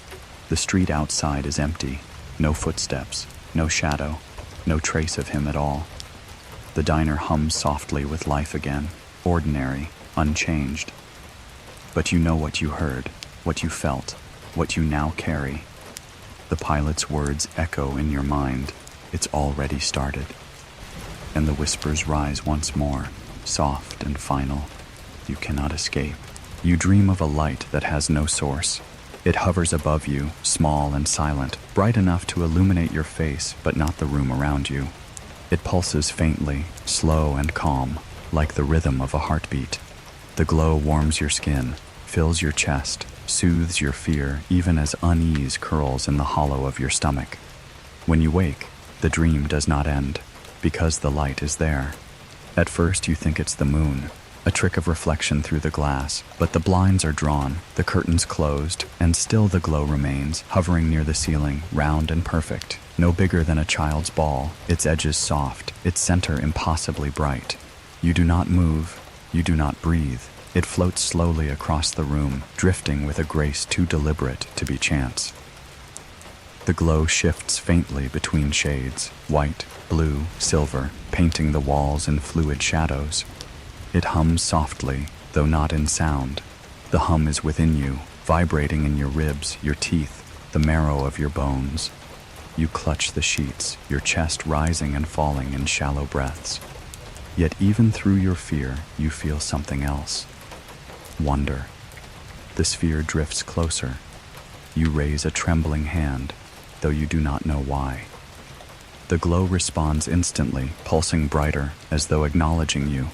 For a heartbeat, you wonder if it is alive. The whispers confirm it. Observe. Chosen.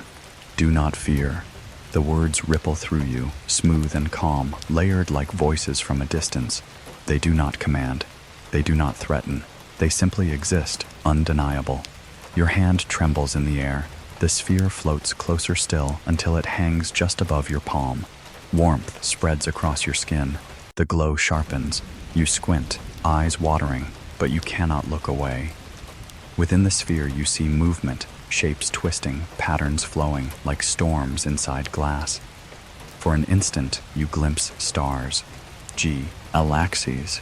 A vastness too great for your mind to hold, and then you see something else, a reflection, your face, but not as it is, as it could be, older, worn, eyes hollowed by truths too heavy. The vision shatters before you can grasp it, dissolving into swirling light once more. Your chest aches. The whispers return. The silence is ending. The sphere drifts upward, floating to the ceiling. It hovers there, pulsing faintly before shifting sideways, passing directly into the wall as though matter were nothing to it. The room is dark again. The hum fades, but the silence that follows is heavier than sound. You do not sleep again. You lie awake until dawn, staring at the ceiling, the echo of the glow still etched into your sight. The warmth lingers faintly in your hand, as though the sphere left a trace of itself behind. When the sun rises, the room looks ordinary once more, curtains drawn, furniture still, shadows steady. But you know what you saw, and you know it will return. That evening, as the sun dips low, you wander the town in restless silence. The streets are subdued, people glance at the sky too often.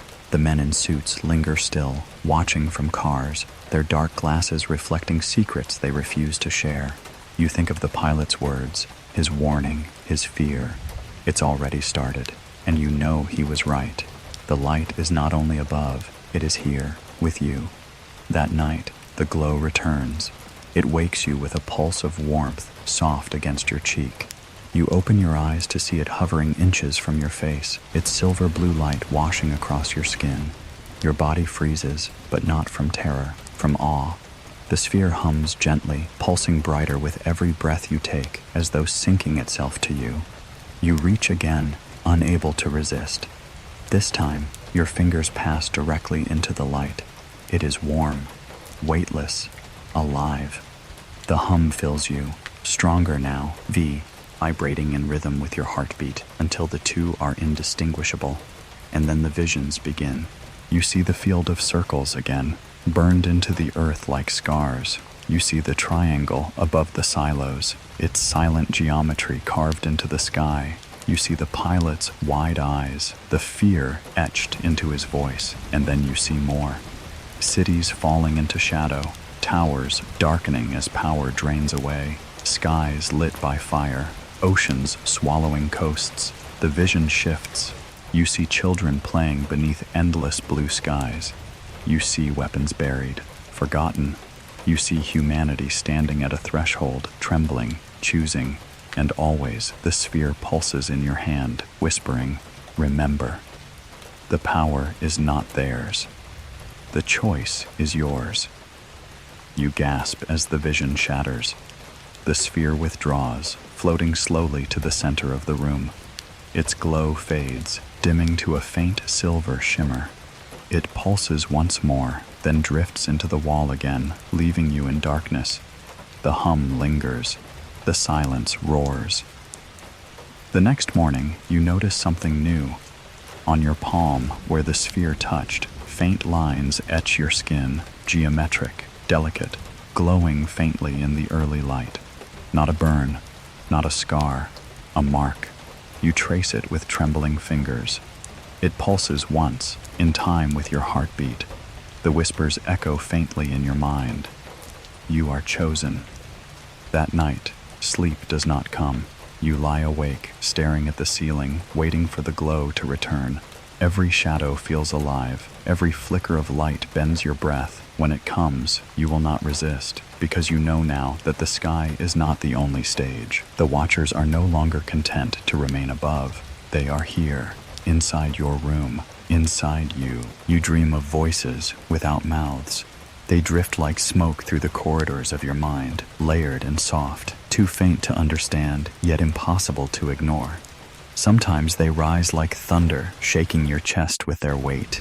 Sometimes they fade to the gentlest murmur, brushing against your ear as though someone stands just behind you. In the dream, you try to speak back. Your lips move, but no sound escapes. The voices respond anyway, as though hearing thoughts you cannot form. You are seen. You are chosen. You will not forget.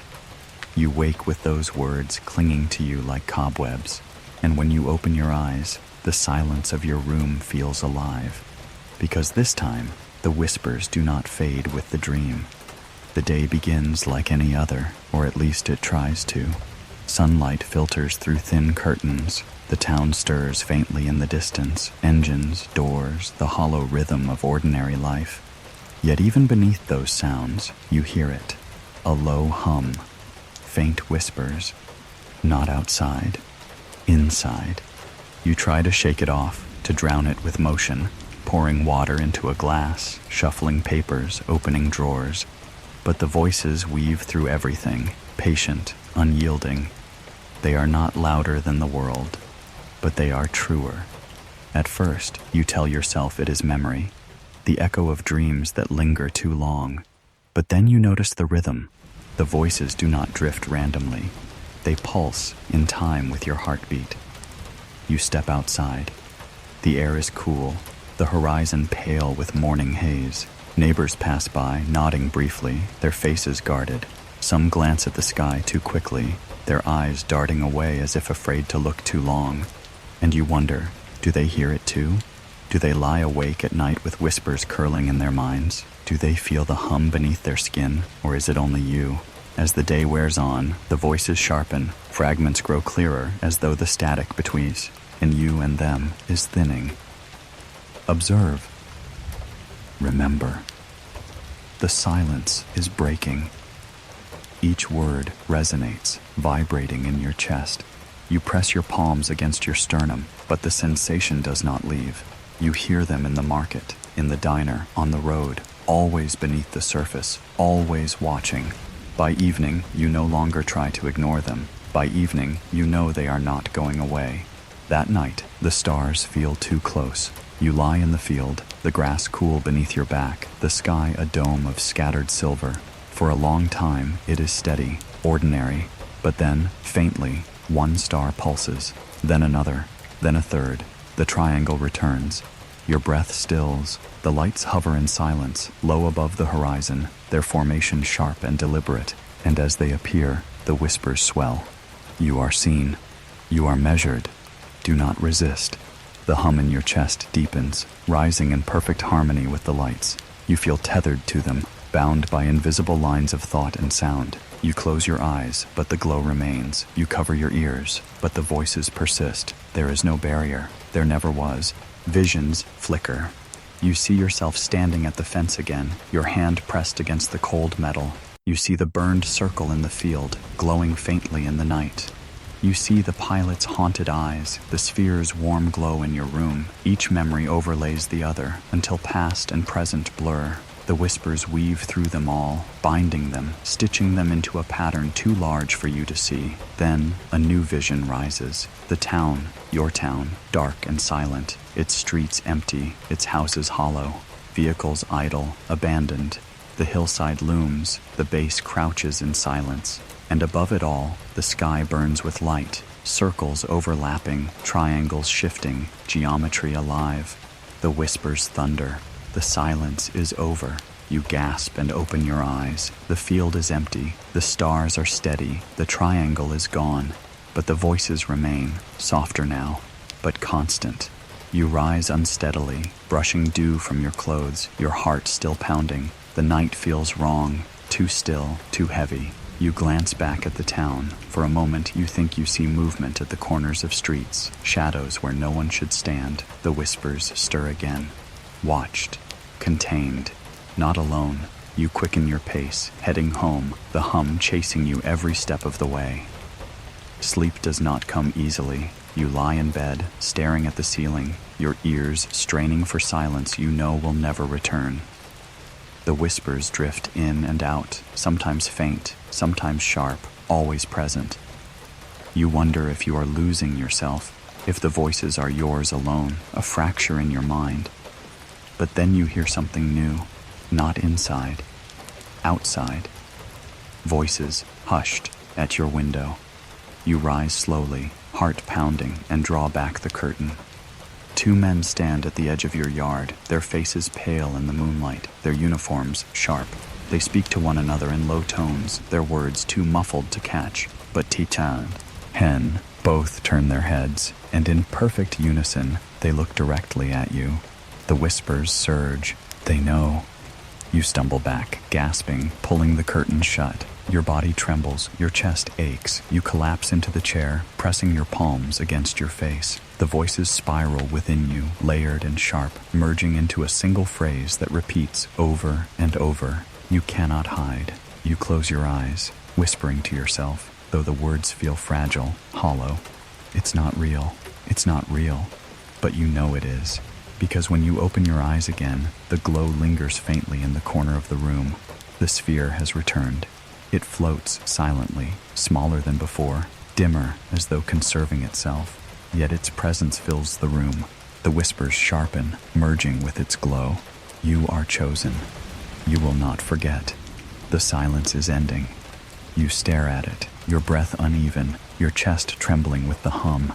And in that moment, you understand something you had not before. The whispers are not coming to you. They are coming through you. The sphere pulses once more, then fades into the wall. The room is dark again, but the voices do not leave.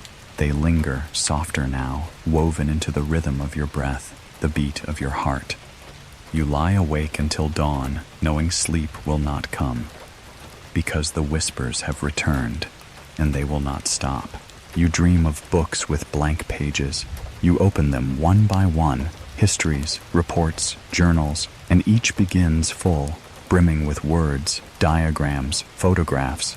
But as you turn the pages, the ink fades. The text dissolves into pale gray, then vanishes entirely, leaving only empty white sheets. You flip faster, desperate, but every page is the same. Empty, erased. You wake with that silence still heavy in your chest, the memory of knowledge stolen, leaving nothing behind. And soon, you will discover the dream is no dream at all. The morning is ordinary on its surface, the sky pale, the streets quiet, neighbors carrying groceries, children playing, men in uniforms lingering at corners. Yet beneath the veneer of normal life, you sense it. The whispers haven't left. They murmur faintly inside you, like static behind glass, too soft to form words but constant, alive. And the hum is there too, steady in your chest, as if waiting. You try to ignore it, to carry yourself into routine, but the pull is strong enough to draw you toward the library. The building is quiet, cool, filled with the scent of dust and old wood. Rows of shelves stand still in the morning light. The librarian nods at you without a word, her expression guarded, her hands moving too quickly as she arranges stacks of returned books. You drift down the aisles, your fingers trailing over spines. History, politics, local news archives, all the pieces of memory a town can hold. But when you pull the first book free, your chest tightens, because the pages are gone. Not torn, not missing, gone. The paper remains, but the words have vanished. The ink is pale, barely visible, as though washed away by invisible hands. You flip quickly, heart racing, but the entire book is blank. You set it down and grab another, then another. The result is the same, empty, silent, erased. Your breath catches as you stagger back, the whispers rising faintly inside your skull. Forget, forget, forget.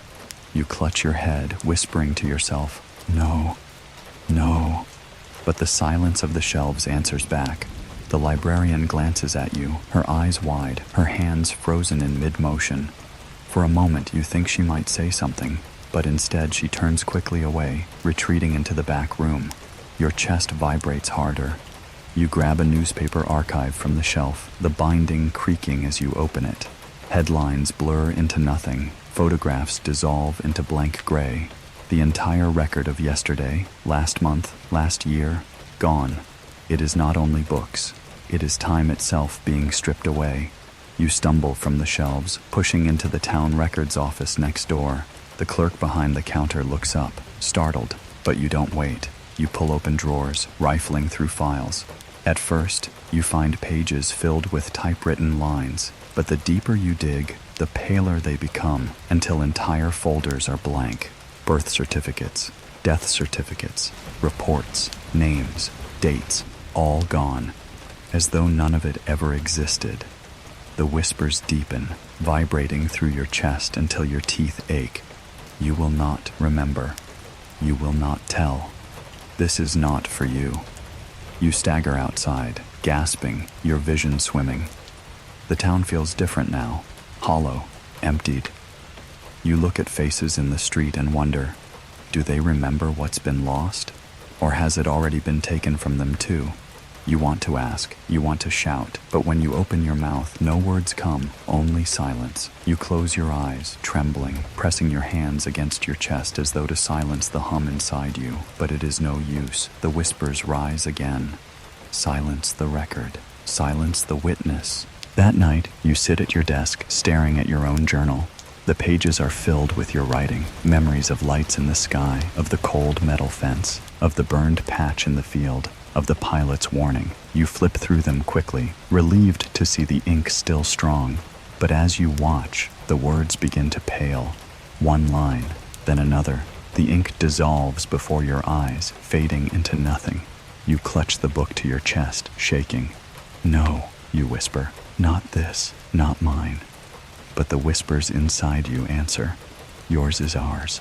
You try to write again, pressing pen to page with frantic strokes, but as the words appear, they fade instantly, vanishing before you finish the sentence.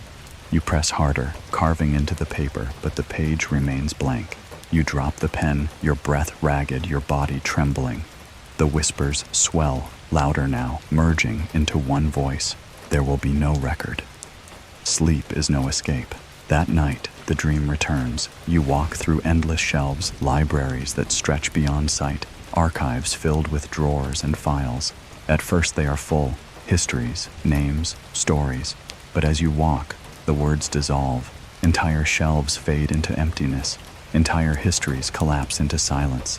Figures stand in the distance, tall, pale, faceless. They watch as the records vanish. And when you cry out, their voices fill the air, layered and vast. We decide what remains. The dream shatters.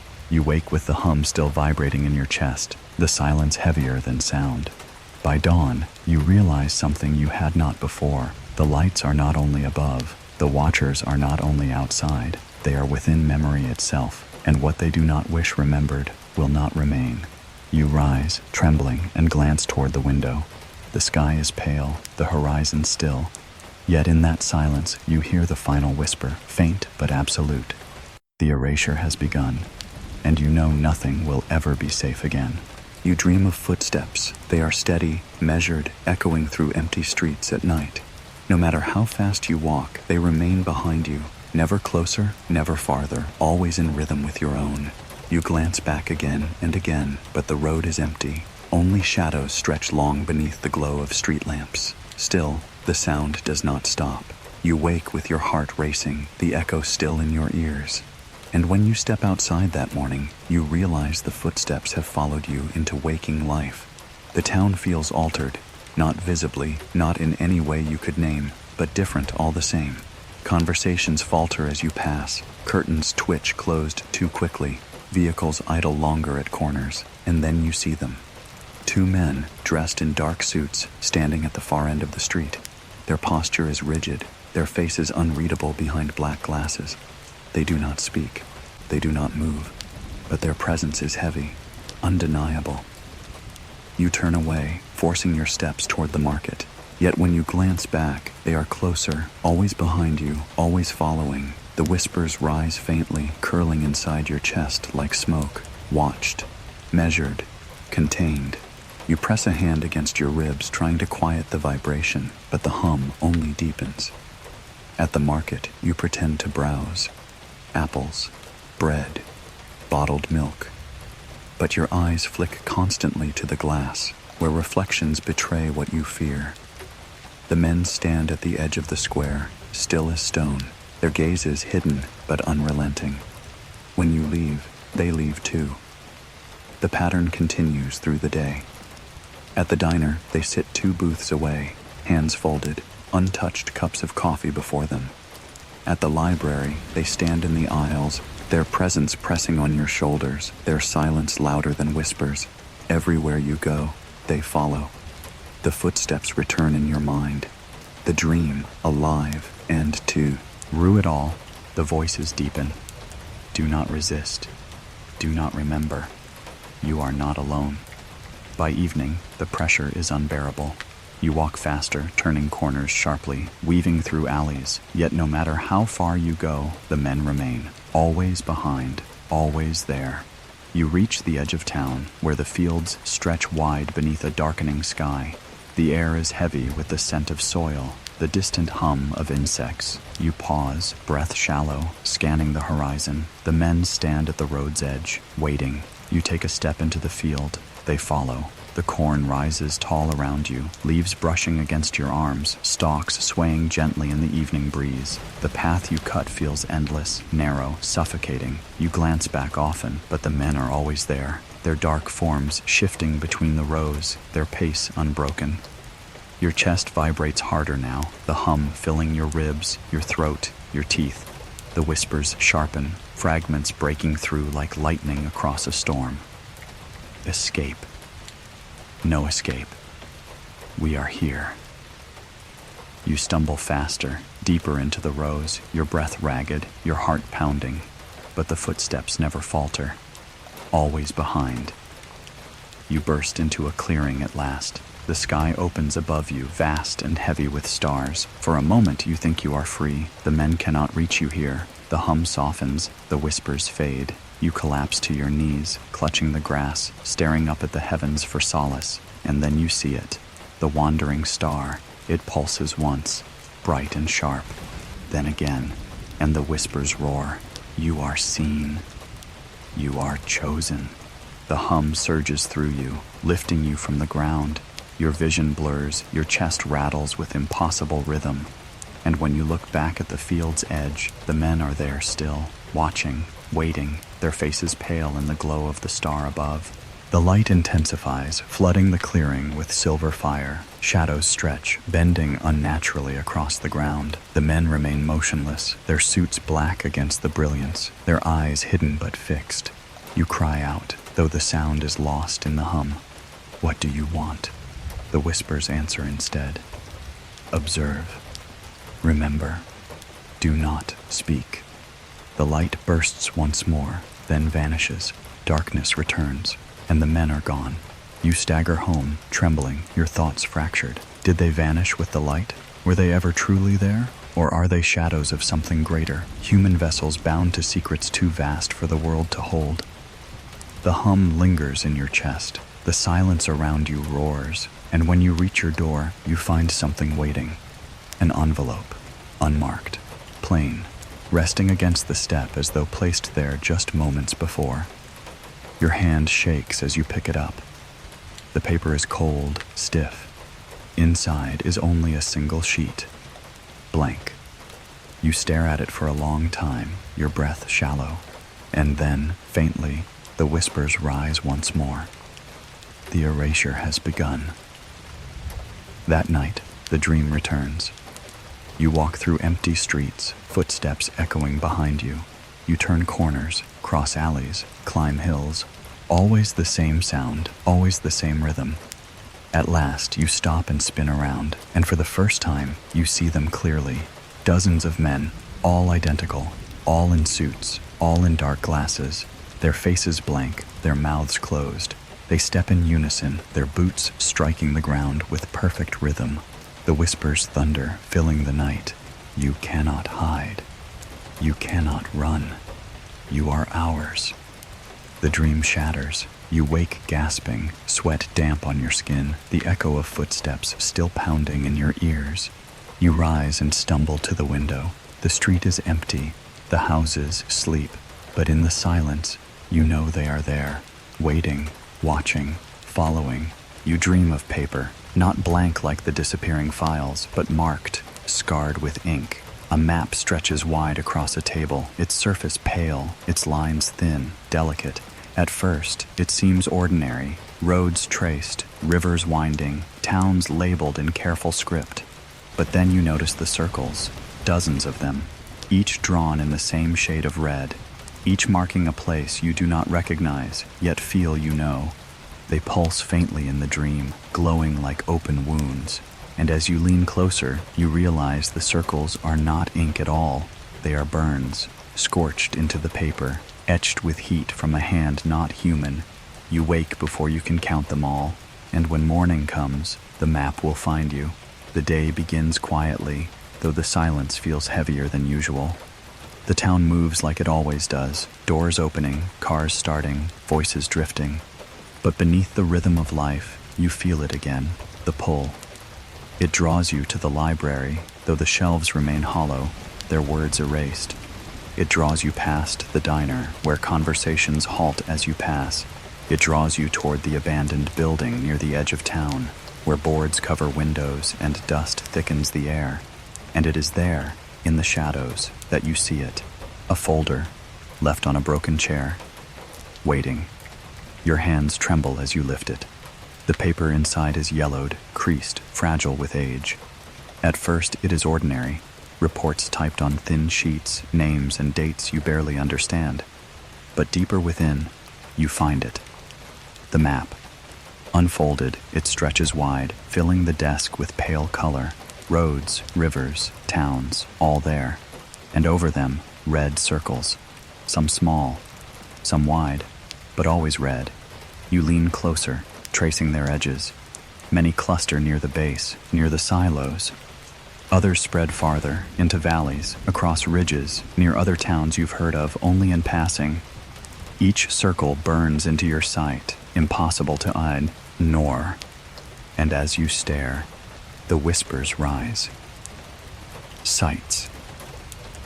Measured. Chosen. Your chest vibrates. You press a hand against your ribs, but the hum only deepens. The circles blur, shifting before your eyes. You see the burned patch in the field, glowing faintly in the dark. You see the triangle above the silos, its geometry carved into the sky. You see the glowing sphere drifting through your room, and then you see more. Each circle on the map corresponds to one of them. Each mark is a scar, not just here, everywhere. The whispers confirm it. We mark. We decide. The silence spreads. Your breath quickens. You fold the map quickly, clutching it to your chest as though someone might take it away. The room feels smaller now, the air heavy with dust and secrets. You glance at the door, half expecting shadows in suits to step inside, but the building remains silent. You slip the map into your bag and leave, your steps quick, your eyes darting to every corner. The streets feel different now, narrower, the faces you pass more guarded, and still, the hum follows you, the whispers pressing softly against your mind. That night, you spread the map across your desk. A single lamp illuminates its surface, casting long shadows across the red circles. You trace them carefully with your finger, one by one, memorizing their locations. And as you do, you notice something strange. The circles are not random, they form patterns. Lines connect them invisibly, geometry spanning hundreds of miles, shapes too perfect to be chance. Triangles, grids, constellations mirrored on the earth. Your throat tightens. The sky is written into the soil. You lean closer, your breath shallow, your chest vibrating harder now. The whispers grow sharper, no longer fragments but sentences. The earth is marked as the sky. The silence is not random. You are within the pattern. The words rattle through you, undeniable. You clutch the edge of the desk, your vision swimming. The circles seem to pulse faintly, glowing red in the lamplight. And then the lamp flickers. The room plunges into shadow. You gasp, staring into the dark. The hum swells inside you, loud now, thunderous. The whispers overlap, too many voices at once, merging into a roar. And in that roar, you hear a phrase rise above the rest. It begins where you stand. You glance down at the map, your finger resting on one of the circles. Not far away, here, this town. Your chest freezes, the lamp steadies, the whispers fade. The hum retreats into silence. You sit back slowly, trembling, staring at the map spread before you. The circles remain ordinary again, ink on paper, nothing more. Yet you know what you felt, what you heard. Your town is one of them, a mark, a scar, a chosen place, and you are within it. That night, the dream returns. You walk through endless fields, circles burned into the soil, glowing faintly in the dark. The horizon stretches wide, dotted with red rings that pulse like beacons. Figures move between them, pale, tall, silent, tilting their faceless heads toward you. One raises a hand, the circles flare brighter, the voices merge into one, vast and final. The earth is written. The dream shatters. You wake gasping, sweat damp on your skin, the map still open on your desk, the circles burning into your sight. You rise slowly, stepping to the window.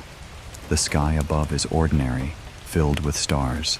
But as you stare, one shifts. It pulses once, then again, and in your chest the hum answers. The whispers return, soft but certain. You are within the pattern. You dream of doors that do not stay shut. In the dream, you lock them, one by one. Front door, back door, bedroom door. You slide bolts, turn keys, press your palms against wood to be certain it holds. But when you step away, they creak open again. Not loud, not sudden, just the slow groan of hinges, the quiet surrender of barriers that mean nothing.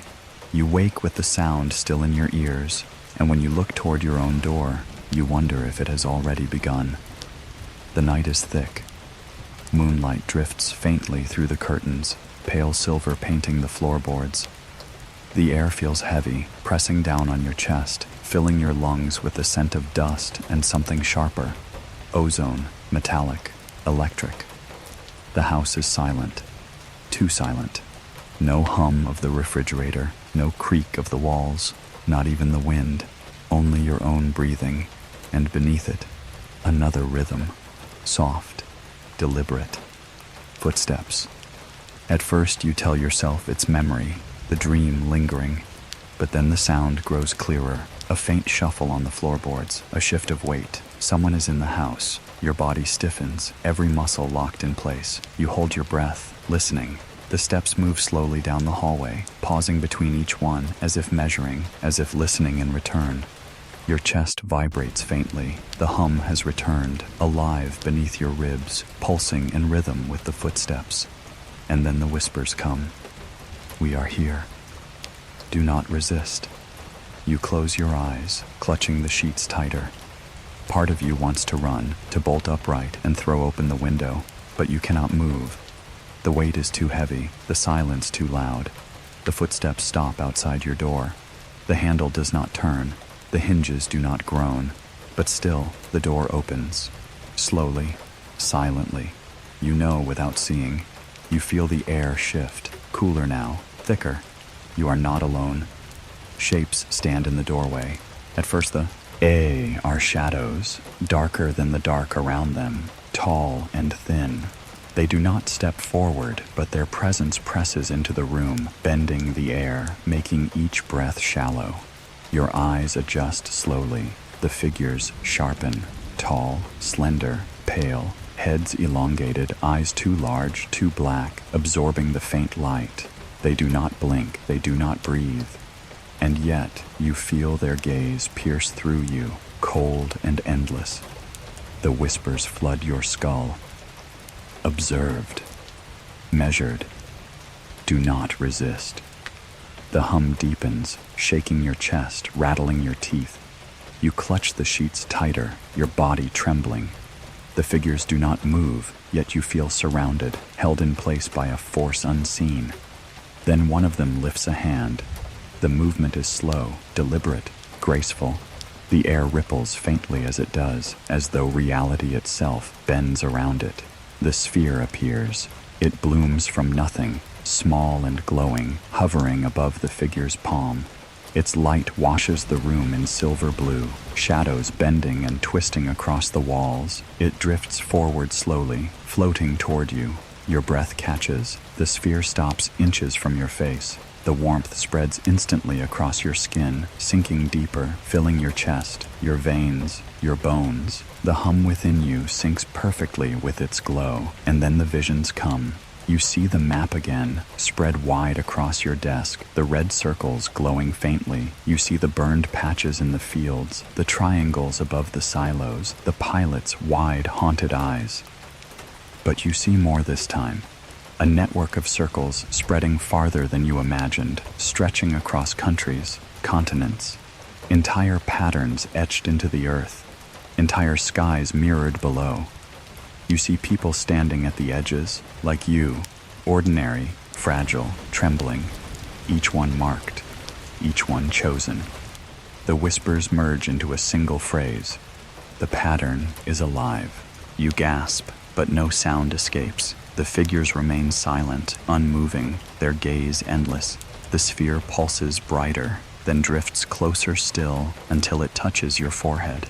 The warmth becomes fire. Your vision shatters into light. You are no longer in your room. You are standing in a vast corridor, walls metallic, glowing faintly with light that has no source. The air hums around you, alive with energy, vibrating through your skin. The figures stand in the distance, countless now, their outlines blending into the brilliance. The sphere floats before you, pulsing gently. The whispers thunder. The silence ends with you. And then you are back. The room is dark. The figures are gone. The door is shut. But the sphere remains. It hovers near the ceiling, glowing faintly, then drifts slowly toward the wall. It passes through without resistance, leaving only darkness behind. The hum lingers. The whispers fade. And you lie trembling, staring at the ceiling, knowing the midnight visit was real. Sleep does not come again. You sit at the desk instead, staring at the map still folded in your bag. Your hand trembles as you pull it free, spreading it across the wood. The red circles glow faintly in the lamplight. You trace one with your finger, and the whispers return, soft but certain. This is not the last visit. The dawn comes gray, muted, heavy with silence. The town stirs slowly, but you hear none of it. You sit at the desk still, staring at the map, waiting. Because you know now that the sky is no longer the only place they live. They are in the halls, in the silence, and in your home.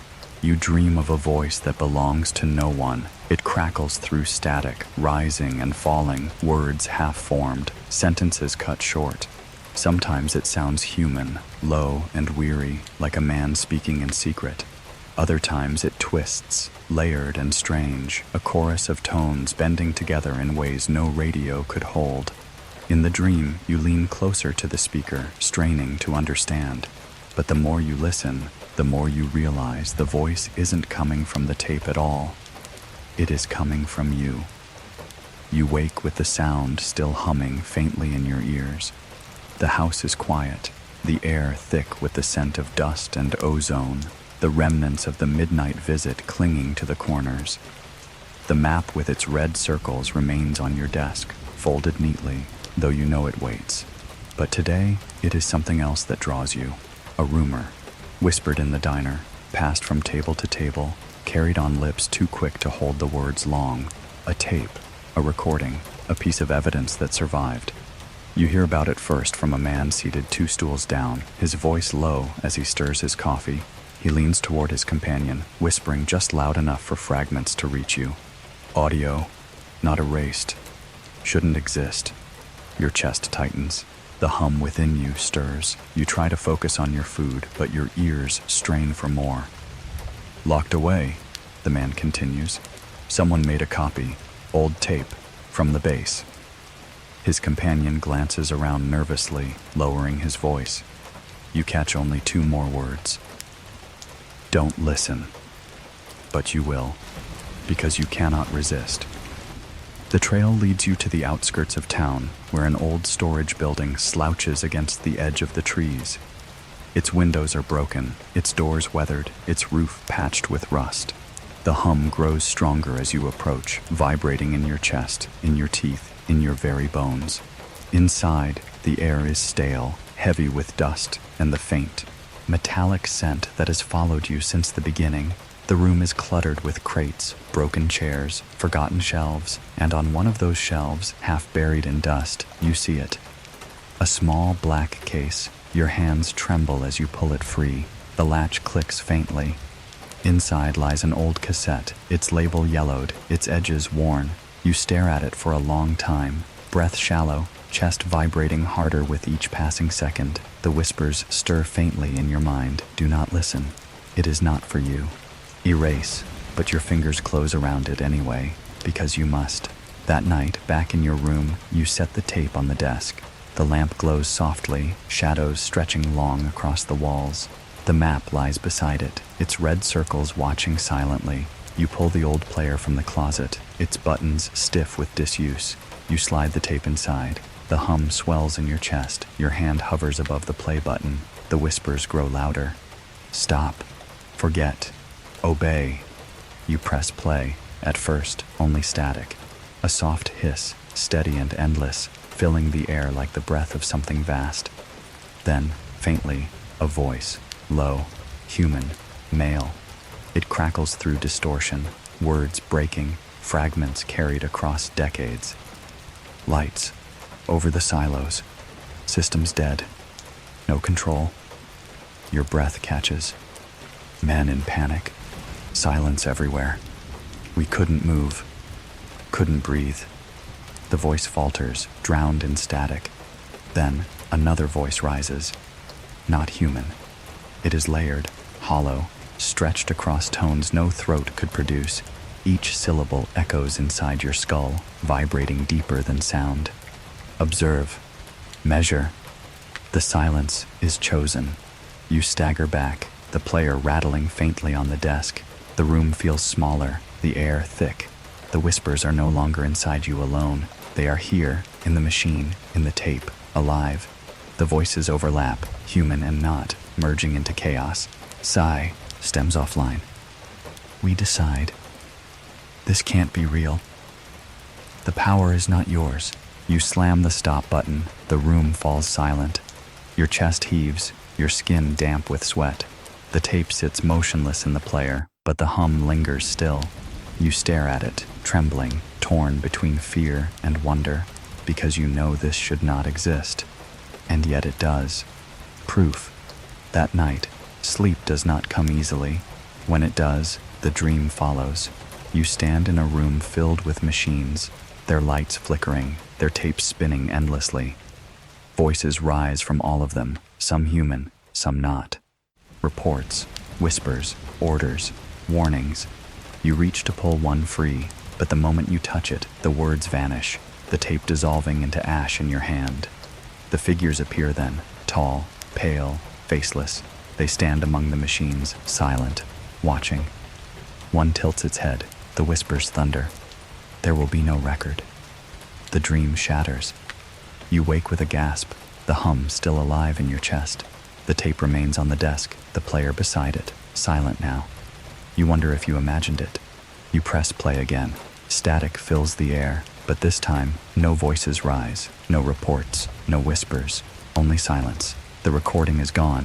Your chest tightens. You rewind, play again, desperate, frantic, but the result is the same, erased, as though the words were never there at all. The whispers return, faint but undeniable. We warned you. It is not for you. Erase. You sit back slowly, trembling. The player hums faintly, the tape spinning empty. You press stop, remove it, stare at its blank label. Proof, once alive, now gone. Yet you know what you heard, and you know they know you heard it. The room feels colder now, the shadows longer. You glance at the window, half expecting faces in the glass, suits in the dark. But only your reflection stares back, pale, hollow-eyed, trembling. Still, the silence is not comforting. It is heavy, and you understand something you had not before. The real danger is not in what they show, it is in what they erase. You dream of towers reaching into silence. They rise from the earth like cold metal fingers, grasping for a sky that refuses to answer. You walk among them, your footsteps echoing against steel, the air sharp with the smell of oil and dust. The ground vibrates beneath you, faint but steady, as if something deep below is restless. Then the sky changes. Darkness bends. Stars vanish. And overhead, a shape spreads wide, vast enough to blot out the heavens. You wake before you can see its edges, and when you open your eyes, you know you will have to return to the silos. The night is heavy when you set out. Clouds drift low, pale against the black, carrying the faint smell of rain, though no drops fall. The town is hushed, its windows dark, its streets empty. You move quietly, each step crunching against gravel, each breath rising in a pale mist. The fence looms as you reach the hillside. Its links glint faintly in the moonlight, its wire curled sharp above, its posts humming softly in the stillness. Beyond it, the valley stretches wide, the base crouching silent, its towers blinking red against the sky. You press your hand against the cold metal. The vibration answers instantly, thrumming through your palm, up your arm, into your chest. The hum you have carried inside you for so long awakens, and the whispers follow. Return. Observe. The silence is waiting. You slip along the fence, following its edge until you find the gap you know. The ground dips, the wire sagging just enough for you to crawl beneath. The metal bites at your clothes as you pass through, but the pull inside you is stronger than fear. You rise on the other side, the grass damp against your hands, the air colder now. The base looms ahead. The silos are taller than you remember. Concrete walls rise stark against the night, ringed by steel, crowned with red beacons that pulse steadily in the dark. Flood. Lights sweep lazily across the grounds, their beams white and harsh, cutting the silence into measured slices. But tonight, the light feels weaker, as though something greater has already dimmed it. You move closer, each step sinking into damp soil, each breath heavier than the last. The hum inside your chest deepens, vibrating with the rhythm of the red beacons. And then, faintly, you hear it. The footsteps. They are steady, slow, not yours. You crouch low, slipping behind the edge of a storage building. Shadows stretch long across the ground, bending beneath the floodlights. Figures move along the silos, men in uniform, their boots striking softly, their gazes fixed upward. Not on the ground, not on their patrol, on the sky. You follow their eyes. At first you see only clouds, thin, drifting, pale against black. The red beacons flash across them, steady and indifferent. But then the light bends. Not the floodlights, not the beacons. The very moonlight itself. The clouds ripple as though pressed by an unseen hand. Shadows deepen unnaturally, swallowing the space above the silos. And slowly, a shape reveals itself. It is vast, too vast to measure, too dark to name. It hovers silently, blotting out the sky, its edges blurred against the clouds, its surface shifting like liquid shadow. No engines hum, no wings cut the air. It is simply there, immense and undeniable. The red beacons flash against it, swallowed instantly, as if the light itself is consumed.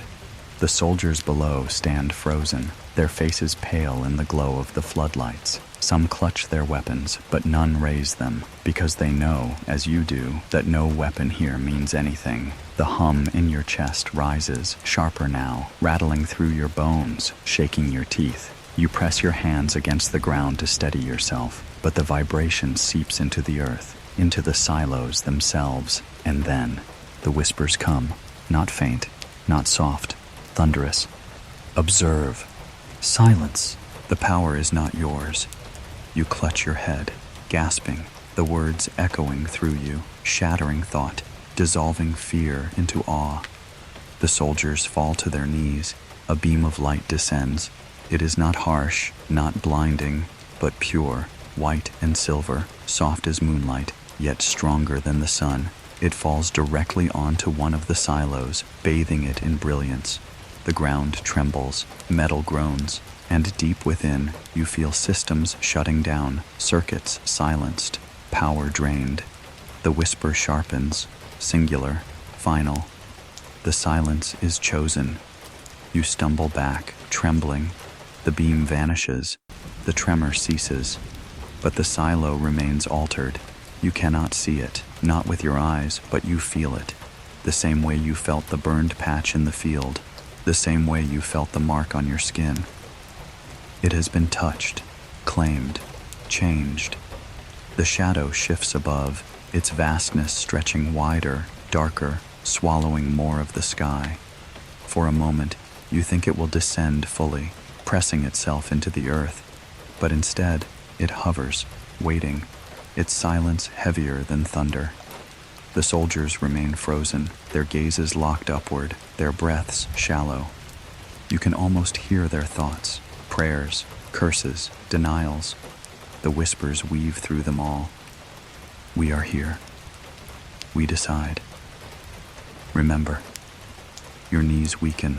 You collapse to the ground, the damp soil cold against your palms. Your chest aches with the weight of the hum, your vision swimming. You glance upward one last time, desperate to see more. And for a heartbeat, you do. The shadow parts faintly, revealing a pattern of lights beneath. Triangles, circles, shifting geometry alive with rhythm. Constellations carved into metal and silence. The same patterns as the map. The same circles burned into the earth. The same choice whispered in your dreams. The lights vanish. The shadow folds into itself, dissolving into the clouds. The sky clears. The stars return. The silos stand silent, their beacons flashing red once more. The soldiers rise slowly, their movements mechanical, their faces blank. They scatter without a word, their boots striking softly against the concrete, and you remain, trembling in the grass, the echo of whispers still alive in your skull. You stumble back toward the fence, your legs weak, your breath shallow. The night feels colder now, sharper, every shadow watching, every sound hollow. When you reach the gap, you crawl beneath, your hands raw against the metal, your chest aching with the hum. You glance back once more. The base lies still, the silos wait, but above them you know the shadow remains, watching, waiting, choosing. That night, the dream returns. You stand beneath a sky filled with shadows, each one vast, each one alive with shifting light. Below, silos rise from the earth, circles glow in fields, patterns stretch across continents. The whispers thunder, layered and final. The pattern is complete. You wake with a gasp, sweat damp on your skin, the hum still vibrating in your chest. And you know the shadow has not left. It will return. You dream of clocks that do not move. In the dream, you stand inside a room filled with them. Wall clocks, pocket watches, tower bells. Their hands are frozen, their pendulums still. You press your fingers to one, then another, trying to push them forward, but they do not budge. The silence deepens, and then you notice something else. It is not the clocks that have stopped. It is you. You wake with a gasp, heart pounding, breath shallow. The room is dark, the air heavy, the map with red circles folded neatly on the desk beside you. Yet even in the stillness, you feel it, a dissonance. Something is wrong. The clock on your wall says 3:12 a.m. You watch the second hand tick forward. 3:13, 3:14. You blink once, twice, steadying yourself. When you look again, it says 3:12 a.m. You rise slowly, your skin prickling, your chest vibrating with the hum. The night feels stretched, as though the air itself resists your movement. You step toward the window. Outside, the town sleeps. Houses dark, streets still, sky pale with starlight. But as you watch, the world bends. A car passes the same corner twice. A cat leaps across the road, freezes midair, then lands again, repeating the same motion.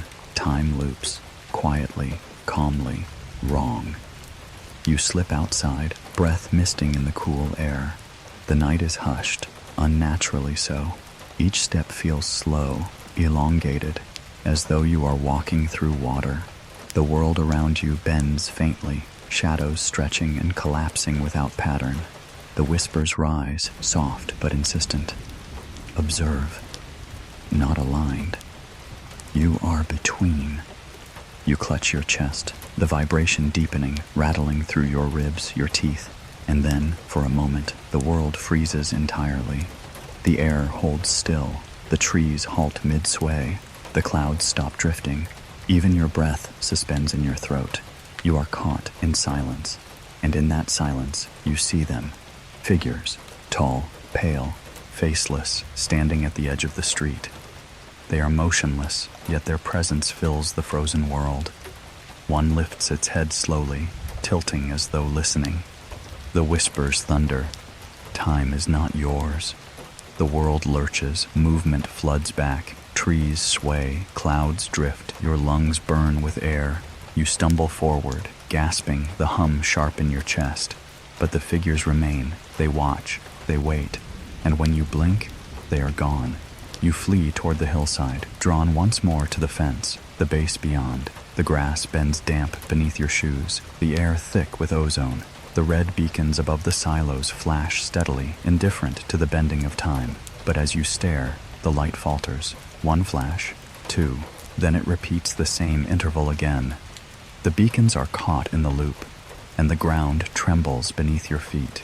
You press your hands against the fence. The cold bites instantly, the vibration surging through you stronger than ever. The hum matches the rhythm of the lights, the rhythm of your chest, the rhythm of the silence. The whispers swell, layered and heavy. Time bends. You are between. The silence is deeper. Your vision blurs. The fence warps before your eyes, its steel posts bending in impossible shapes. For a heartbeat, you see not one base, but many, tower upon tower, silo upon silo, stretching into infinite reflections. And above them all, the shadow. It hangs vast in the sky, blotting out stars, bending clouds. Its surface ripples, shifting like liquid shadow. For a moment, you think it hovers in the present, then you see it shift, flickering, phasing, existing both here and somewhere else. Your knees weaken. You collapse to the grass, gasping, the hum deafening now, rattling every bone in your body. The whispers roar. This is not your time. Darkness falls, not ordinary darkness, not night. A silence so deep it swallows sound, light, thought. You float weightless in it, your body suspended, your mind burning with images. You see fields glowing with circles, silos collapsing into dust, towers rising in places not yet built. Cities you know, but different, older, newer, layered across one another like ghostly reflections. You see yourself, standing in them all. The whispers press sharp and final. You do not belong to one moment. Light bursts. You are back at the fence. The base lies silent. The beacons flash steady once more. But your body trembles with the weight of what you saw. Your mind aches with the memory of places that do not yet exist. And when you glance at your watch, the hands spin wildly, whirling faster than thought before freezing at 3:12 a.m. once more. No matter how long you stand there, it will not move. That night, the dream returns. You walk through a corridor filled with clocks, each frozen, each whispering faintly in voices that do not belong to machines. You press your hands against them, desperate to push them forward. But the figures stand among them, tall and pale, faceless, their voices merging into one. You are not in place. The corridor bends, the clocks shatter, and you wake with the echo still inside you.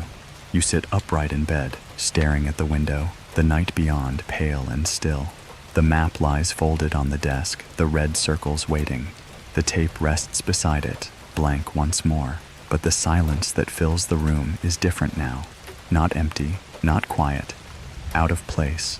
You dream of a hand reaching for you, not a human hand, not flesh or bone, but light, bending and shaping itself into fingers that move with impossible grace. It hovers inches above your chest, its glow warm and cold at once, its edges sharp and soft like smoke trapped in glass. You want to pull away, you cannot.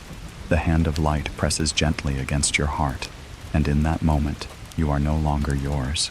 You wake with the glow still burned into your vision. Your room is dark, the map folded neatly on your desk, the tape silent in its case. Yet the air hums faintly, alive with something unseen. You sit up slowly, your chest tight, your breath shallow, and then you notice it. A glow. Faint at first, pale silver spilling across the wall, not from the lamp, not from the moon, from the ceiling. It blooms slowly, a sphere forming in the corner of the room, pulsing softly. You have seen it before, hovering, watching, drifting into walls, but this time it feels different, closer, alive. The hum in your chest deepens, syncing with its rhythm. Your skin prickles, your pulse quickens, your breath falters. The whispers stir, smooth and calm. Do not resist. Observe. This is ours. The glow drifts lower, hovering just above your chest. And then it touches you. At first, it is warmth, gentle, comforting, like sunlight against your skin. It spreads across your chest, sinking deeper, filling your ribs, your lungs, your heart. But then it sharpens. The warmth becomes fire.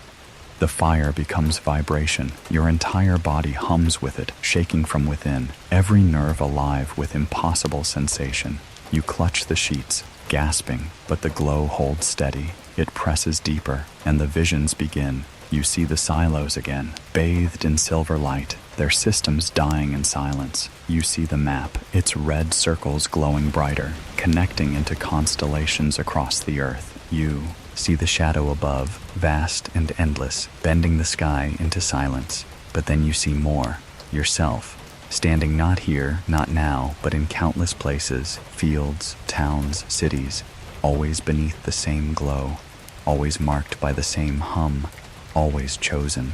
The whispers merge, layered and final. You are not one. You are many. You are within the pattern. Your breath falters, the glow deepens, pulsing harder, filling every corner of you. You feel your thoughts dissolve, your body blur, as though you are no longer bound to this moment, this place. Time bends, space folds, and for a heartbeat, you are everywhere. You see the burned patches in distant fields. You see the cold fences of other bases. You see other faces staring upward in awe and terror, their chests vibrating with the same hum. You see the watchers themselves, tall and pale, faceless, standing in silence as circles burn into the soil. Their heads tilt in unison, their voices merging into whispers that shake the air. The silence spreads, and then you see their hands, hands of light, reaching, touching, claiming. The glow inside you sharpens. You cry out, though no sound escapes. The light presses harder against your chest, burning, carving. You glance down and see it, lines etched into your skin, glowing faintly, geometric, alive. Not scars, not wounds, marks, symbols that shift and pulse with rhythm, sinking to the hum inside you.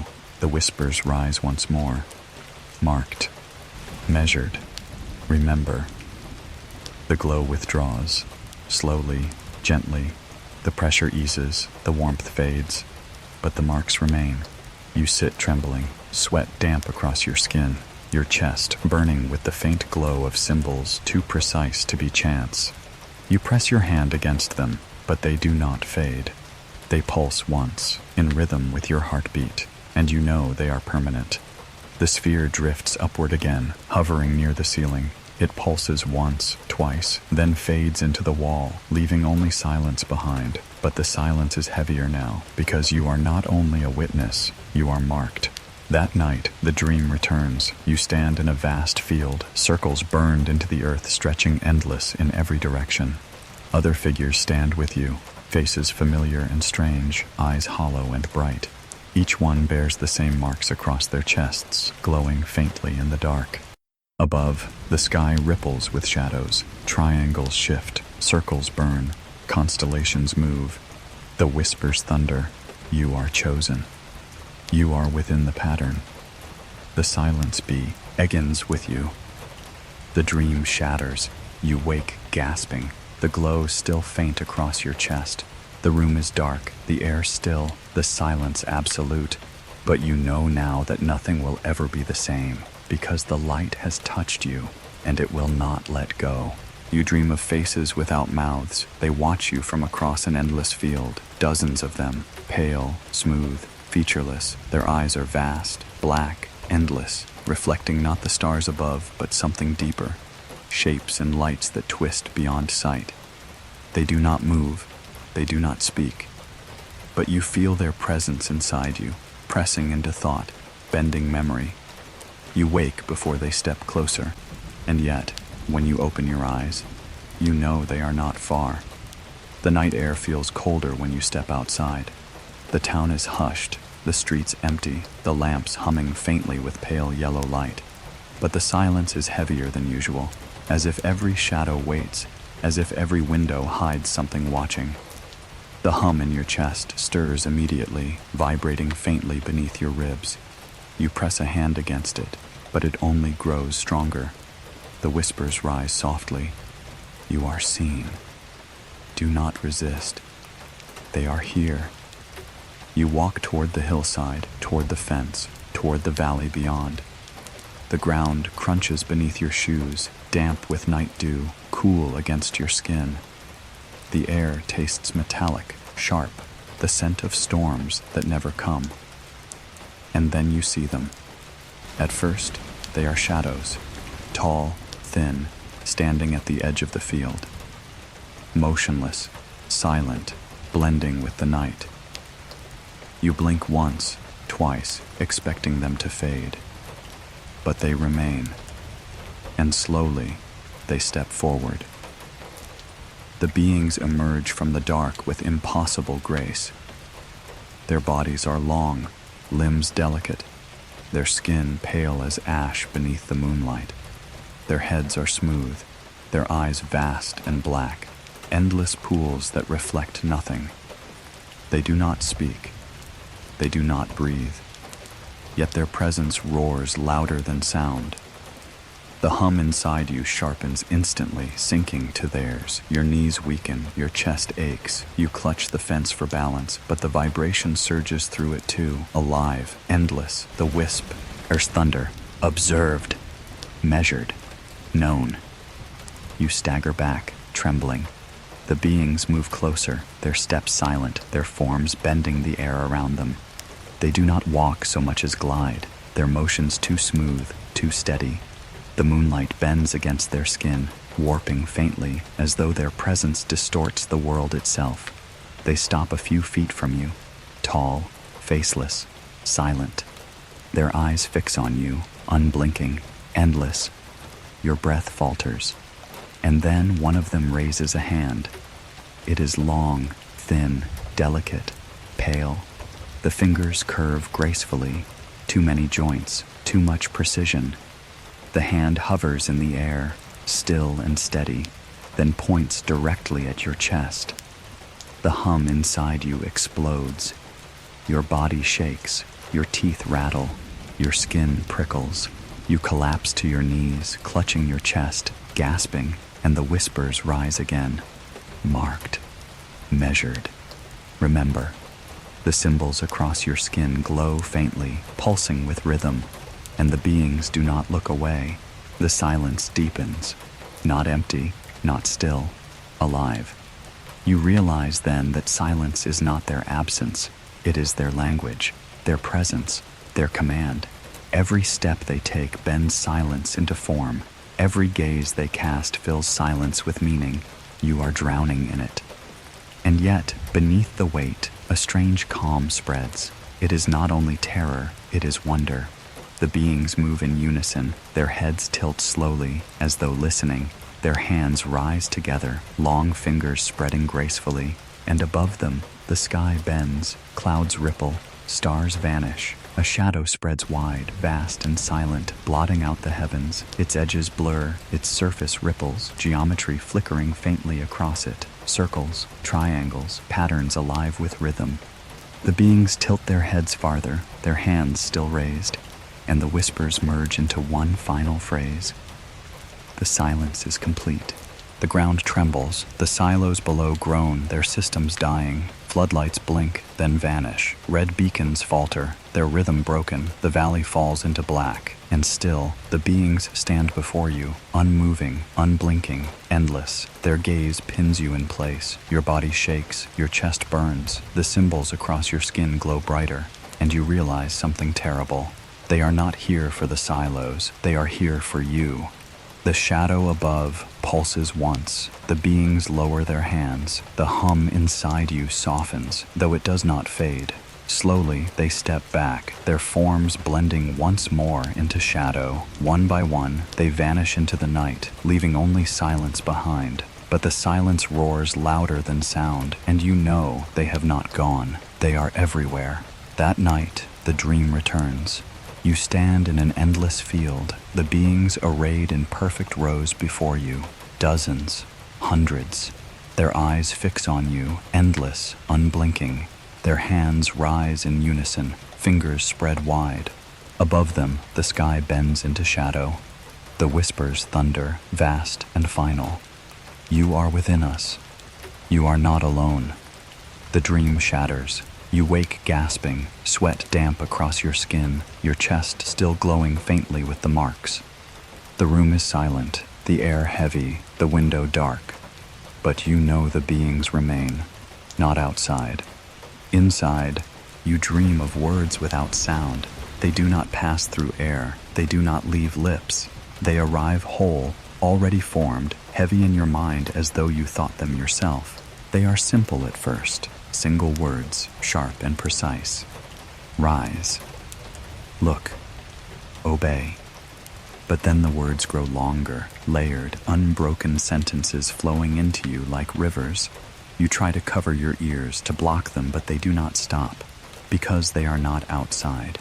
They are within. You wake with the echo still alive in your head. The night is silent, but the silence feels heavier now. Your chest hums faintly, your skin prickles, the faint glow of the symbols still lingering across your ribs. You sit upright, breath shallow, ears straining, though you know ears will not help. The words are not carried by air. They are carved directly into thought. You stumble to the window, pressing your hands against the cold glass. Outside, the sky is pale with starlight. The fields hushed, the towers of the base blinking red in steady rhythm. All appears ordinary, but then the hum deepens, and the voice arrives. Not faint, not broken, not whispers lost in static. Clear, direct, inside your head. You hear us now. You stagger back from the window, clutching your chest. The words echo, vibrating through you, undeniable. Your thoughts stumble against them. Who are you? The answer comes instantly, smooth, unhesitating. We are silence. We are measure. We are more than you. You gasp, sinking into the chair, your body trembling. The words do not come in language exactly, but in meaning, pure, unbroken, carved into you. You do not hear them so much as understand them, and you realize something terrifying. They are not speaking. They are thinking inside you. The night bends. Your vision blurs, the walls of your room warping, shadows stretching. The hum sharpens in your chest, rattling through bone and blood until your teeth ache. You close your eyes, but the words remain. You are chosen. You are marked. You are not alone. You shake your head, whispering aloud, though your voice feels fragile, hollow. Why me? The answer arrives instantly, calm and absolute. Because you remember. The air thickens. For a heartbeat, you are no longer in your room. You stand in a vast, silent space, its walls glowing faintly with light that shifts like liquid. Figures stand in the distance, tall and pale, their black eyes endless. They tilt their heads in unison, their gaze fixed on you. The voice fills you again. You hear what others forget. You carry what others lose. You remain when silence erases. The vision dissolves. You are back in your room, clutching the desk, gasping. But the voice does not fade.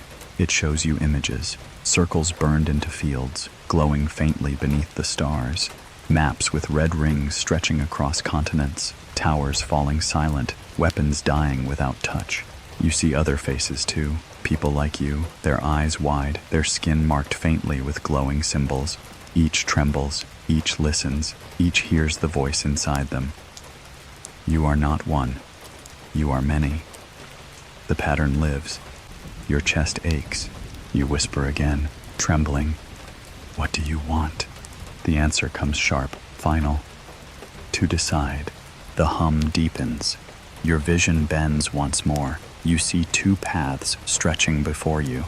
One, cities burning, skies torn open, oceans swallowing coasts, silence imposed by destruction.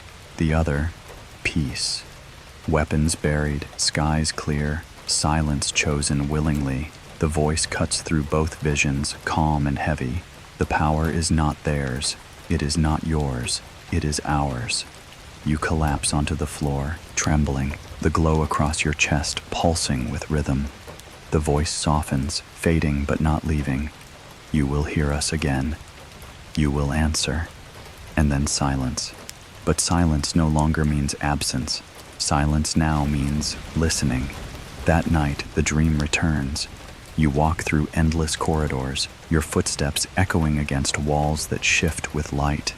Clocks line the halls, their hands spinning backward, forward, freezing, breaking.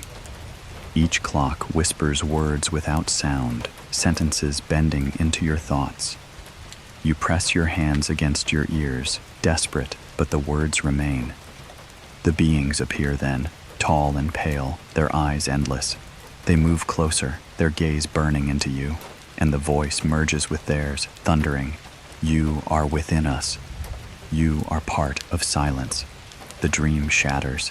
You wake, gasping, sweat damp on your skin, your body trembling. The room is dark, the window still, the world quiet. But you know the voice has not left. It waits. It listens. And when it speaks again, you will not be able to ignore it. You dream of wind that never touches the trees. In the dream, clouds slide across the sky like heavy ships, their bellies flashing with light that makes no sound. You feel the pressure first, the slow tightening in your ears, the barometric ache behind your eyes. Then the sky above you ripples as if someone has pressed a palm against the fabric of the world. Doors sigh open on their hinges, though there is no breeze. Windows inhale and exhale. Somewhere, thunder rolls, but it is like thunder heard through water, rounded, distant, wrong. On the ground, fallen leaves spin in neat circles without ever blowing away. You wake with the pressure still lodged in your head, the sensation of wind that never arrives folded into your lungs. When you sit up, the clock on the wall clicks forward, and then, as if reconsidering, settles back into the same minute it had already claimed. Your ribs hum faintly, the mark over your heart giving a soft pulse, once, twice, as if greeting something above the roof you cannot yet see. Outside, the town wears a held breath. You step into pale morning. The air is colorless, metallic at the back of your tongue. Birds do not sing. Dogs do not bark. Even the gravel beneath your shoes seems reluctant to shift, each crunch compressed to a whisper. A line of black vehicles idles at the corner by the feed store, windows blank. Two men in suits stand near the phones, not talking, not moving, simply existing in that patient way they have. A patience that is itself a kind of pressure. You carry the map in your bag, the one with the red circles that are not random, and you feel the paper's weight as if it knew this day by name. You think of the tape that should not exist and now does not. You think of the shadow above the silos, the way light broke on it like spilled mercury. Your fingers find the edge of your shirt, press against the skin below, the geometric lit. Nest their answer with a soft warmth, a quiet acknowledgement. present. Across town, someone has chalked 2 words on the diner's back wall: "Stay in." The chalk is new, the message already half erased by a palm dragged across it and then stopped, as if the hand forgot what hands are for. Inside, the radio hisses without voice, then returns to music from a decade that never decided to end. The waitress moves her rag in slow circles that never quite reach the edges of the table. You watch her and realize her circles are the same size as the ones on your map. You know you should eat, you do not. By noon, the sky has lowered another 2 inches. You feel it in the cartilage of your nose, in the ache along your jaw. When you run your palm over the fence at the hilltop, you hear a thin thread of sound. When you lift your hand, it is not the fence that vibrates, but you. The fields beyond the ridge look like a photograph that has not finished developing. The towers of the base blink red in perfect timing, and in between the blinks a darker timing lives, a silence that counts to a different number. The whispers begin softly, not from the air, but from the hollow behind your eyes. Gather. A shiver threads your spine. Remember. You stand very still while the message settles into you, as if it needed somewhere warm to live. After a moment, you turn from the ridge. You do not decide where to walk. Your feet decide, and the hum in your chest approves. Each corner you take feels like you are being corrected into alignment. You pass the church, locked, though you see candles still burning softly behind the stained glass. You pass the school, empty, though a single projector throws a white rectangle of light into an unoccupied room. You pass the little park with the iron swing that always remembers to creak. They are waiting at the old gymnasium. You would not have come here by yourselves, you think. No one would. But the doors are open, and the air has that same inside-out feeling from your dream, like breath moved through lungs that belong to the building. When you step in, the soles of your shoes echo off the polished floor in neat doubles. There are perhaps 20 people inside. None of you speak. You recognize a few. The woman who sells stamps at the post office. The boy who drew rockets on his notebook, the farmer with hands that always smell of sweet hay, the bus driver who never forgets a face. The pilot is there too, unshaven, eyes wider than on the night he warned you. He looks at you and then away quickly, as if afraid your gaze is a mirror that shows too much. You do not have to ask who sent the message. You feel it inside all of you, the same pressure, the same company of thought. The pilot pulls his collar aside. On his chest, faint lines shine like frost traced by a careful night. In reply, without meaning to, you lift your shirt hem. The lines across your own skin answer, soft, pale, warm. Not a signal, a recognition. A woman near you breathes a little more freely when she sees your mark. A boy steps closer and nods as if he had expected this since the day he was born and had only been waiting for you to catch up. No one speaks. You do not need to. The voice speaks the way it has begun to speak through all of you at once, each of you hearing it where thought begins. You are gathered. A collective inhale shudders the gym. Hold. Lights flicker along the ceiling, once, then steady. Somewhere a fuse fails obediently and then reconsiders, hum returning with an embarrassed cough. Outside, the air darkens by one shade. The chalkboard at the far end of the gym shows a word half erased, drill. Below it, as if added afterward in a smaller hand, not a drill. You cross the floor and lay the map on the stage. Others bring their own papers. You see sites circled in other ink, names you barely know. Photographs of fields at dawn with unburned circles that look like bruises just beginning. A torn page from an old maintenance manual with a section cut neatly away and replaced with nothing. When you arrange the papers, you do not arrange them. The pattern arranges you. Lines that do not exist connect places that are not supposed to speak, and a shape emerges you cannot name, though your bones know it the way they know gravity. A low sound begins. You do not know whether it is the storm. You do not know whether it is you. The pilot grips the edge of the stage as if to hold the building in place. His mouth opens, but the voice arrives first, through him this time, your own mouth tingling with the impression of words that do not need lips. Look. You do. It is almost dusk without having been afternoon. The sky is not gray but bruised, inks layered until the world becomes one deep color. Over the silos, the bruise turns glossy. It dials its inner light up and down with the boredom of a household appliance waiting to be useful. Lightning crawls within it, bright without sound. Filaments of light dangle from the low cloud deck and do not fall.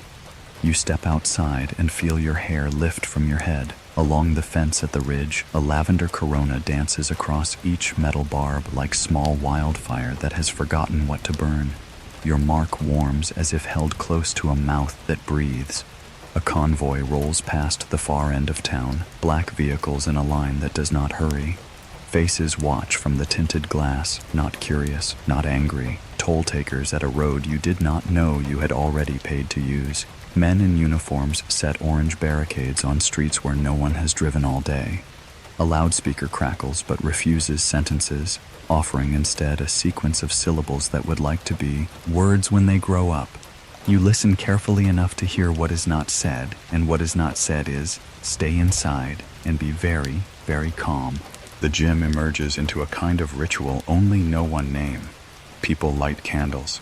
They do not gather them together, and yet all the flames stand in the same windlessness. A child draws a circle on the floor with a broken piece of chalk, then erases it with his heel and draws it again smaller. You feel the map inside your bag tighten as if a muscle flexed. When you take it out, the red circles glow in the gym's soft light like old coals, and for a moment you think one of them is throbbing. You touch it. The paper is warm. Night arrives like a door closing. The silence that follows is the silence that learned to listen. The first drop of rain hangs in the light from the street lamp and then forgets how to fall. You step to the doorway and look up. Curtains of greenish light have gathered along the horizon, then fold, then gather again. Auroras, you think, except this latitude does not deserve them. A second curtain draws itself inward toward the silos, then another, until the sky above the base is veiled and veiled again like a room that wants to be private. Low within the veils, triangles of light wake and begin their slow sweep. The shadow that is larger than weather returns, not descending, not ascending, a lid that prefers a particular pot. Your chest thrums. The pilot leans against the doorway, his hand over his sternum, eyes almost grateful with fear. Beside him, the stamp clerk stands straighter than you have ever seen her stand. Hold, the voice says, through all of you and none of you. When the power goes, it goes everywhere at once. Not a collapse, but a decision. Street lamps sigh into darkness. The base's red beacons forget what to do. The black vehicle's headlights die and, when they awaken again, do so dimly, embarrassed. Televisions in houses you cannot see exhale one last square of blue and then tell their rooms what true dark is. Still the lightning crawls in. Sighed the cloud, patient as an animal thinking through its options. Beneath your feet, the earth answers. It is not quake or rumble so much as a long breath drawn through long pipes. The gym floor picks up a note it did not know it could sing. Your ribs vibrate in sympathy. Somewhere in the valley, metal understands that its job is to be quiet and agrees. The fence along the ridge turns from barrier to instrument, each barb a tuning fork for a frequency you cannot measure. In your pocket, the map steadies its own trembling. And then the rain falls. Not in drops, not in sheets. In lines. Narrow, precise, parallel. Like the strings of an instrument plucked by an invisible player.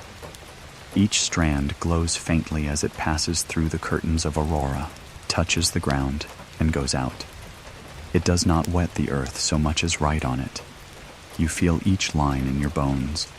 You count without numbers. When the pattern completes, you know it before your eyes tell you.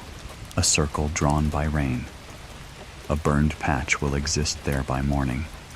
A boy in the doorway breathes in a small sound that almost becomes a word.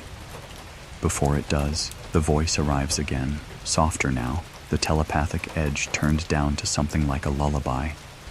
This is not for harm. your shoulders lower by the smallest measure. This is for remembering. Wind arrives without moving air. The curtains of aurora fold inward like the lids of an eye. The shadow above the silos tilts an inclination.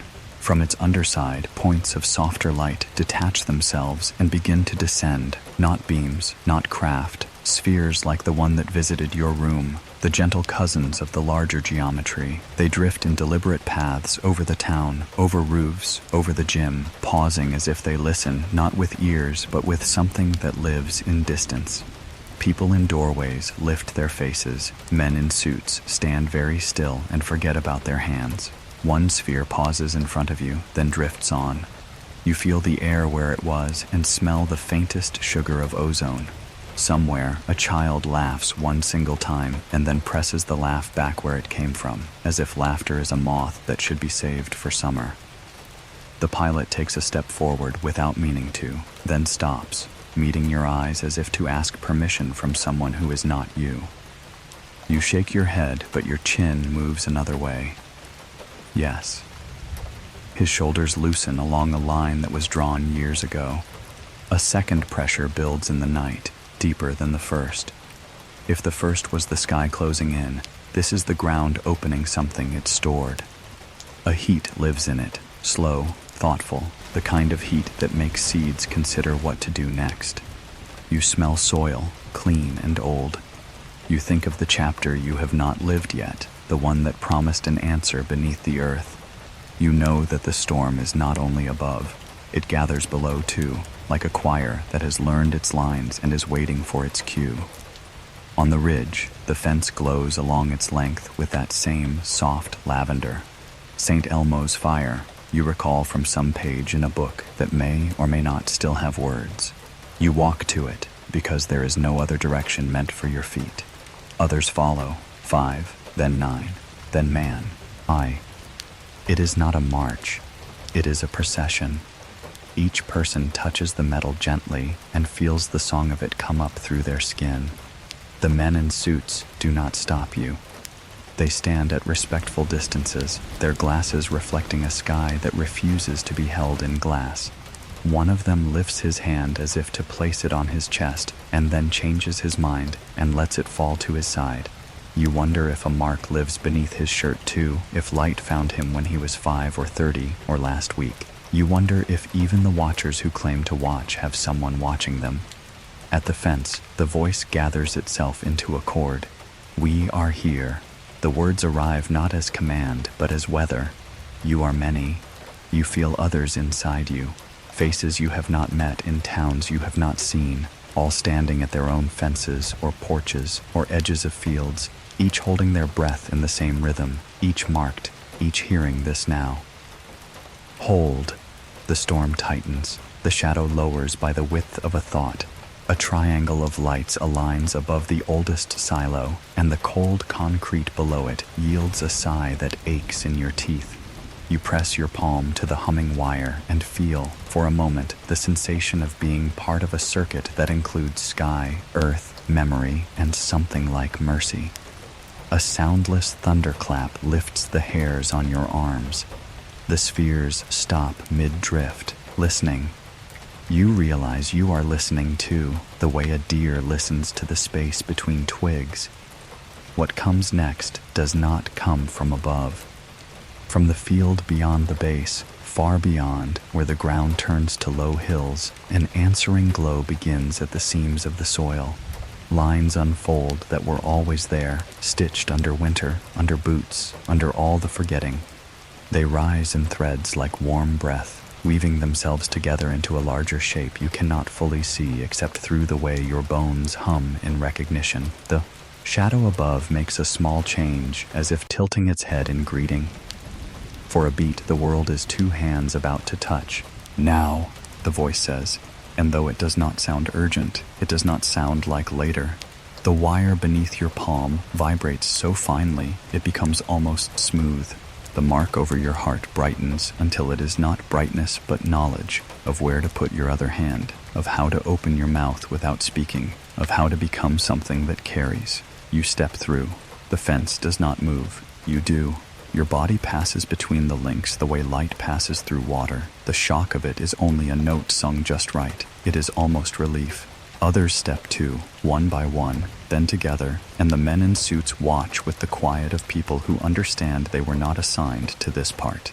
The ground on the base side of the fence is not colder, though you expected it to be. It is simply more honest about how cold it is.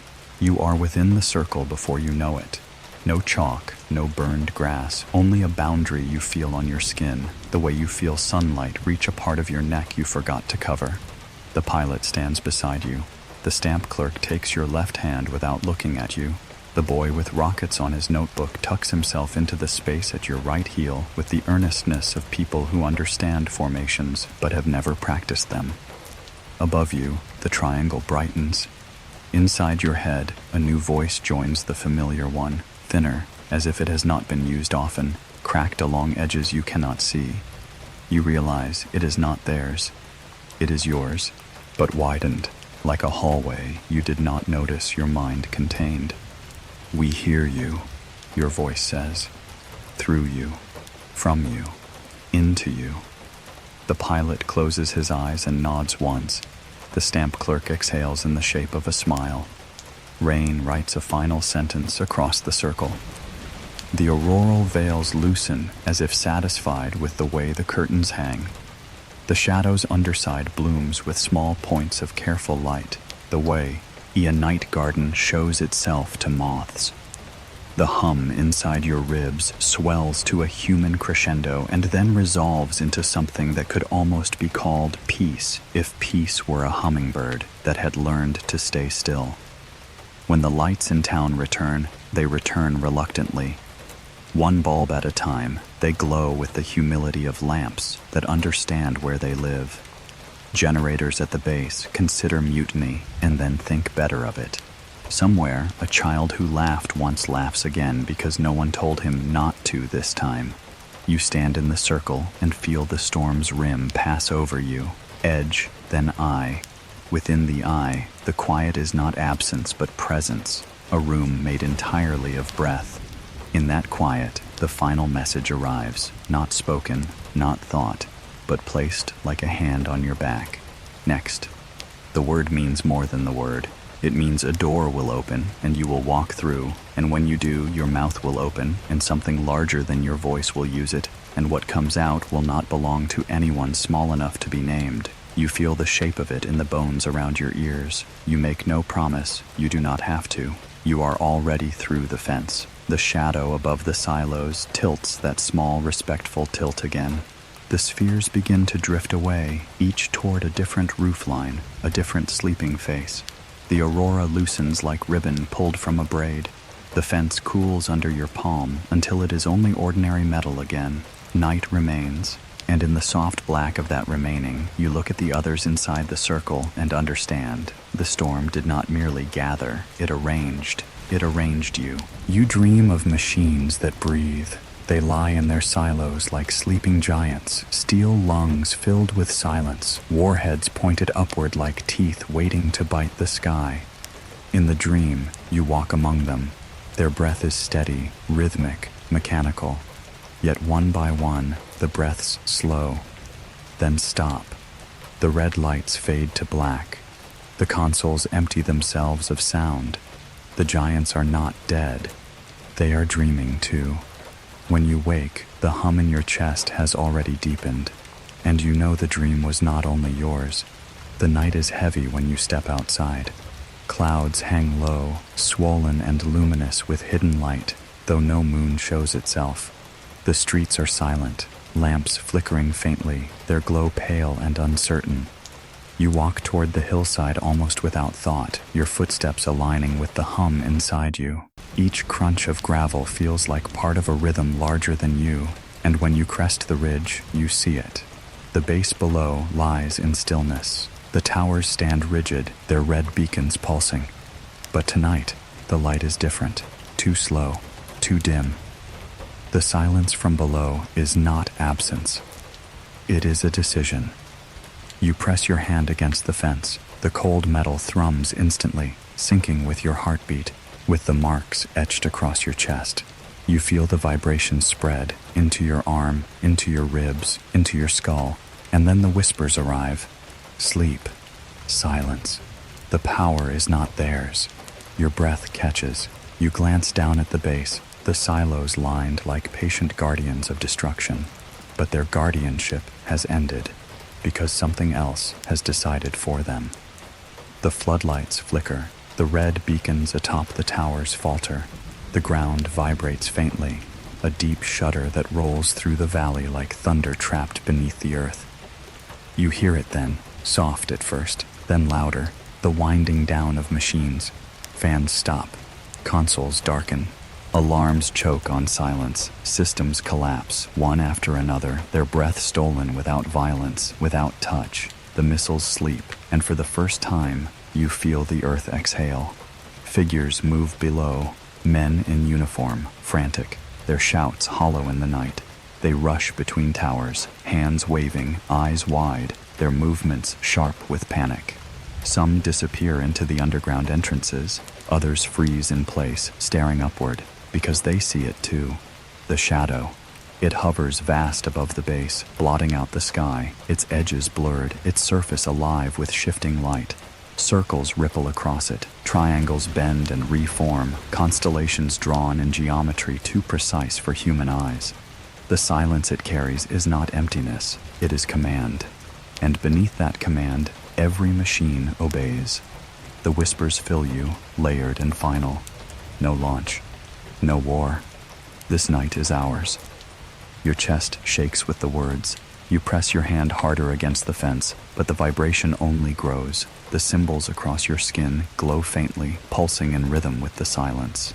You realize then that this is not an accident. This night has been chosen, the night the missiles slept. You close your eyes and the visions come. You see warheads frozen mid-sequence, their circuits locked in silence. You see lights fading in underground tunnels, soldiers staring helplessly at consoles that refuse to answer.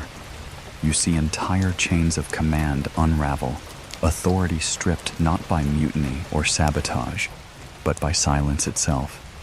And then you see beyond, other bases, other silos, all across the map, circles glowing red, machines silenced, missiles dreaming, the whispers thunder. We decide, we hold, we are the silence between. You stagger back, gasping, your knees weak. The world spins, the hum inside you deafening. You collapse to the grass, clutching your chest, your breath ragged. When you open your eyes, the shadow is still there. And for the first time it looks at you. A beam of light descends, not harsh, not violent, soft, silver. It lands directly on you, bathing your body in glow. Your skin warms, your chest pulses, the marks across you flare bright. The whispers shift, directed now at you alone. Witness. Remember. Tell. You shake, your vision blurring, your mind filled with light. You see not only what is, but what could be. Cities burning, skies fractured, oceans swallowed by fire. And then you see it dissolve, erased, prevented. Because tonight, the missiles sleep, and in their silence, the world is spared. The beam fades, the shadow shifts, the machines remain quiet, the soldiers frozen in disbelief, their weapons meaningless. The whispers soften, a final phrase etched into you. This night is not theirs, this night is ours. The shadow dissolves into the clouds, the sky clears, stars return, but the silence remains. And you know nothing will wake the missiles tonight. That night, the dream returns. You walk through endless silos, their warheads pointed upward, their lights dark. You press your hand against their steel, and each breathes softly beneath your touch. Not with power, not with fuel, but with silence.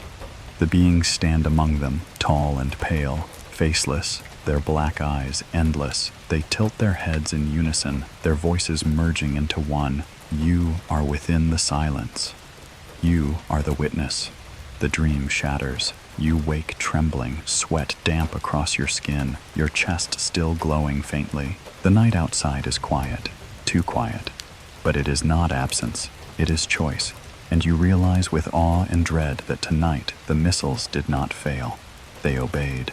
You dream of a boundary that does not belong to you. A line of steel stretched across the earth, sharp and endless, its wires humming like a low note carried on the wind. You stand on one side, your chest vibrating with the hum, your skin tingling with its song. On the other side, shadows wait, pale figures without mouths, their eyes wide and unblinking, patient as stones. You want to step forward. You cannot. The fence is not only steel, it is a thought, a decision, a command. And when you wake, the hum is already pulling you back toward it. The night is pale when you leave your house. The streets are empty, the lamps flickering faintly as though reluctant to stay awake. Clouds drift low across the sky, veiling the stars, though you feel their light pressing faintly against your skin. The air tastes of dust and metal, the residue of silence lingering from the night the missiles slept. You walk slowly, your steps aligning with the vibration in your chest. Each footfall feels less like movement and more like being guided. The hill rises before you. The fence waits. It is taller than you remember. Its links gleam faintly in the half-light, sharp wires curled along the top like frozen waves. The posts sink deep into the soil, humming faintly, their rhythm pulsing with the same beat as the marks across your chest. You press your hand against it. The cold bites instantly, sinking through your palm, threading into your bones. The hum surges louder, shaking your arm, rattling your teeth. And then the whispers come. Between. Decide. Cross. You stagger back, breath sharp, your chest burning. The air around the fence feels alive, charged, trembling as though the night itself waits for you to move. You glance across to the other side. Shadows shift faintly in the grass. Figures, tall, pale, silent. Their black eyes reflect no light, yet they gleam all the same. They do not move. They do not speak. But you feel them watching, waiting. The ground vibrates faintly. Not quake, not storm. Something deeper, steadier, older. The silos beyond the fence hum with silence, their systems still sleeping. The sky above them bends faintly, the clouds rippling as though brushed by unseen hands. You realize then that this is not only a fence, it is a line between what is theirs and what is yours. And tonight, the line will not hold. You press your hand against the steel once more. This time, you do not pull away. The hum sharpens instantly, flooding your body, rattling through your chest, your skull, your bones. The marks across your skin flare faintly, glowing in rhythm. The whispers rise again, layered and final. Cross. Now. You are chosen. Your knees weaken, your breath shakes. You clutch the wire tighter, the metal biting into your palm. The world blurs, and then you step forward. It is not like climbing, not like slipping beneath. It is like dissolving.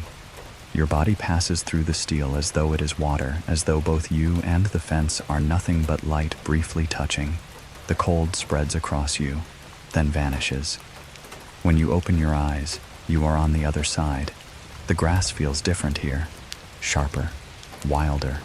The air is heavier, the silence thicker, and the shadows are closer. They stand only yards away now, tall, thin, pale, faceless but for the eyes, endless black, deep as night. They tilt their heads faintly in unison, their motion smooth, precise, impossible. Your chest vibrates harder, the glow across your skin brightening. The beings take one slow step forward. The air bends faintly around them, rippling like heat, though the night is cold. The whispers flood your skull. You are within. You are measured. You are not alone. You tremble, but you do not step back. The fence is behind you now. It no longer belongs to you. One of the beings raises its hand. Long, thin, fingers too many, joints too precise. It points directly at your chest. The hum inside you explodes. The marks flare, burning bright, pulsing in rhythm with the being's silent gesture. Your knees buckle, your vision swims, and then, For a heartbeat, you see through its eyes. You see the silos glowing faintly, their warheads silenced, their circuits dead. You see the map spread wide across the earth, red circles burning, patterns stretching across continents. You see others like you, marked by light, their eyes wide, their chests glowing, standing at fences in towns you do not know. And then you see beyond. A sky filled with shadows vast and endless. A silence heavier than gravity. A decision written not in ink, not in fire, but in absence. The whispers thunder. The world is ours to silence. The vision collapses. You fall to your knees, gasping, your chest burning with light. The being lowers its hand, tilting its head once more, its gaze endless and unblinking. The others remain still, their presence pressing into you, bending the air, filling the silence. You realize then that crossing the fence was not a step into their world. It was an invitation into something larger, something that will not let you leave. The beings move at last, slowly, gracefully. They step back, fading into the shadows, their forms blending with the night. But their presence does not fade. It is inside you now. The hum is louder, the marks glow brighter, the silence is heavier. And when you turn back, the fence is gone. That night, the dream returns. You walk through endless fields, no fences, no boundaries. The beings move among you, silent, their black eyes endless. Circles burn into the soil at your feet, glowing faintly, spreading wider with each step. Above, the sky bends into shadow. Geometry flickers across it, alive, precise, infinite. The voice thunders, vast and final. There is no fence. The dream shatters. You wake, gasping, sweat damp across your skin, your chest glowing faintly. The night outside is silent, the air heavy, the world unchanged. But you know the fence is gone, not only in the dream, here too. And nothing will separate you now. You dream of a world that has forgotten how to move. In the dream, leaves hang in the air, caught mid-fall, their veins glowing faintly with starlight. Water rises from a glass but never spills, droplets suspended like pearls. A bird's wings stretch wide but never beat, feathers frozen in delicate arcs. And you, your steps carry no sound, your breath makes no mist. You walk through a town that has stopped in time, each window lit, each face turned, yet all unmoving, all waiting. You whisper a word into the silence, and the silence whispers it back. You wake with the echo still in your ears. The room is dim, the clock on the wall frozen at a minute you cannot remember passing. The lamp hums faintly, though its bulb has gone cold. The air is thick, heavy, not with heat but with weight pressing into your chest as though trying to hush you. You step to the window. The street outside is motionless. Curtains hang in mid-flutter. A stray dog stands mid-step, one paw lifted, tail rigid. A car at the corner has its lights on, but the beams stretch into the night without shifting, caught like threads of glass. The world has stopped, and only you remain within it. Your chest vibrates faintly, the hum steady, unbroken. The marks across your skin glow softly beneath your shirt, pulsing in rhythm. You press a hand to them, trembling. The whispers arrive, soft at first, curling into your thoughts. Do not fear. This is not the end. This is the silence between. You breathe slowly, each inhale too loud in the stillness, each exhale heavy as stone. And then, faintly, you hear footsteps. They do not belong to you. The sound is muted, distorted, as though carried through water. It echoes faintly against the unmoving street, out of rhythm with your heartbeat. You glance toward the far end of the road. Figures emerge, tall, pale, silent. Their black eyes gleam faintly in the frozen light. Not. They move with impossible grace, unbound by the stillness, gliding between suspended leaves, paused curtains, frozen beams of headlights. They move toward you. Your breath catches. You stagger back from the glass, but their gaze has already found you. Endless, unblinking. They tilt their heads faintly in unison, their motion smooth, deliberate. The whispers sharpen. Observe. Remember. You are not alone. The beings do not stop. They move closer, their presence bending the air, pressing into your chest. And then one lifts its hand. The motion is slow, graceful, fingers too long, joints too precise. The hand stretches toward the sky, not toward you.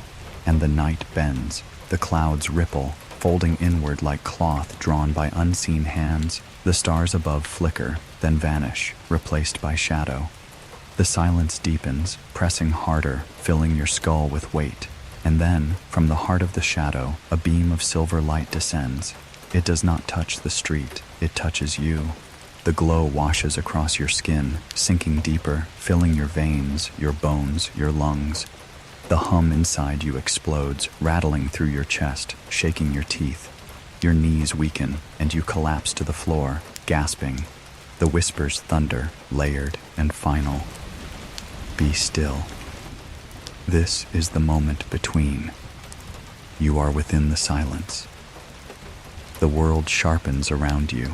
You see not only the frozen street, but the frozen earth beneath it.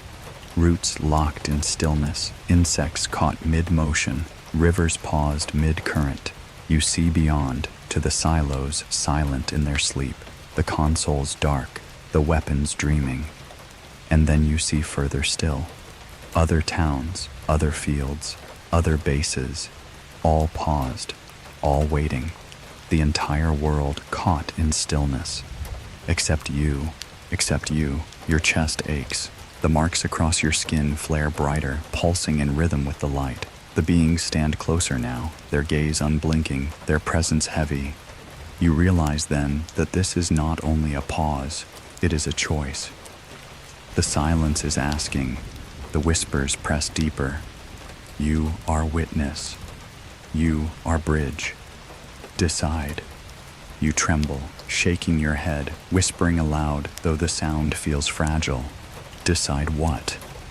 The answer arrives instantly, sharp as a blade. What wakes? The beam fades, the shadow ripples. The beings lower their hands, tilting their heads once more. The silence lingers, heavy, unbroken, pressing into your thoughts, waiting. And then, slowly, the world resumes. The curtains flutter. The dog lowers its paw. The car's headlights shift faintly against the road, but the stillness does not leave you. It lives inside you now. That night, the dream returns. You walk through endless streets, each one frozen mid-motion. People stand mid-step, mouths half open, eyes half blinked. Vehicles idle without sound. Rivers pause mid-flow. And in the stillness, the beings move among them, silent, patient, endless. They turn toward you, their black eyes unblinking, and the whispers thunder. You decide. What wakes? What remains? The dream shatters. You wake gasping, sweat damp on your skin, your chest still glowing faintly. The night outside is silent, the air heavy, the world alive. But you know now that the silence is not only absence, it is power, and the moment of stillness will return. You dream of words that are not written. They glow faintly in the air, drifting like smoke, bending like strands of light. You reach for them, but they dissolve before your fingers close. Each time you try, they reform in another place, above you, behind you, inside you. The words are not sentences, they are not sounds, they are choices. And when you wake, one of them is waiting for you. The night outside your window is pale. The stars burn steady, but the air around them seems thicker, heavier, as if the sky itself has weight. The town lies quiet, too quiet, its houses hushed, its lamps dim, its people unmoving. You press your palm against the glass, your breath fogging faintly, and for a moment you see it. A shape, silver and sharp, drifting slowly across the horizon. Not a plane, not a star. Something else. And then it is gone. Your chest hums softly, the marks beneath your shirt pulsing in rhythm. You clutch them, trembling. They feel warmer tonight, as if waiting for something. And then, faintly, you hear it. Not outside, not in your ears, inside. Listen. The word echoes through your skull, heavy and calm. The message begins. You stagger back from the window, gasping, your breath shallow. The room feels smaller now, the air heavier. You glance toward your desk. The map lies open. Its red circles glow faintly in the lamplight, and beside it, a slip of paper rests, one you do not remember placing there. You step closer, hands trembling, and lift it. There are no words, only a mark. The same geometry etched across your chest, the same pattern burned into the fields, the same silence alive in the sky. The whispers rise, steady and certain. This is the message. This is the silence made form. You are witness. You clutch the paper tighter, the symbol burning into your sight. You close your eyes, and the visions come. You see the silos again, their warheads sleep. Ing. Their systems dark. You see soldiers frozen in disbelief, their weapons powerless, their voices swallowed by silence. You see towns like yours, houses still, streets empty, skies bending with shadows. And then you see beyond, patterns etched across continents, circles glowing red across deserts, mountains, oceans, constellations mirrored on the earth, written in geometry no human hand could draw. And at the center of it all, the same symbol, the message. Your chest vibrates harder, rattling your ribs, your teeth. You stumble back, collapsing into the chair. The paper glows faintly in your hand, pulsing with rhythm, and the voice carves itself into your thoughts. This is not warning. This is not threat. This is choice. You whisper aloud, trembling. Choice for what? The answer comes instantly, smooth, final. What wakes? What sleeps? What remains? The marks across your skin flare brighter, burning. You clutch your chest, gasping, the light spilling faintly through your shirt. The paper in your hand grows warmer, almost alive. And then the world around you bends, the room dissolves, the floor vanishes. You are standing in a vast corridor, its walls glowing faintly with shifting light. The air hums with energy, pressing against your skin, filling your lungs with rhythm. Figures stand in the distance, tall and pale, faceless but for their black eyes. They tilt their heads in unison, their presence pressing into you, heavy as stone. And the message blooms across the walls. Not words, not sounds.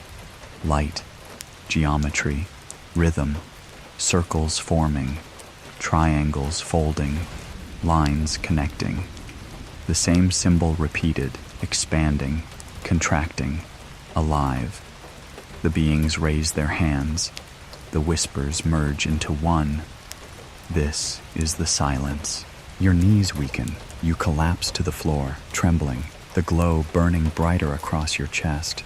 The walls shift, the symbols pulsing in rhythm with your heartbeat. The voice sharpens, pressing deep into you. You will carry this. You will speak this. You will decide. The light swells, too bright to bear, and then the corridor dissolves. You are back in your room. The map lies open. The paper rests in your hand. The lamp flickers faintly, shadows stretching long across the walls. But the message does not fade. It burns inside you, alive, permanent. That night, the dream returns. You stand in a field beneath a sky filled with shadows. Circles burn into the soil at your feet, glowing faintly.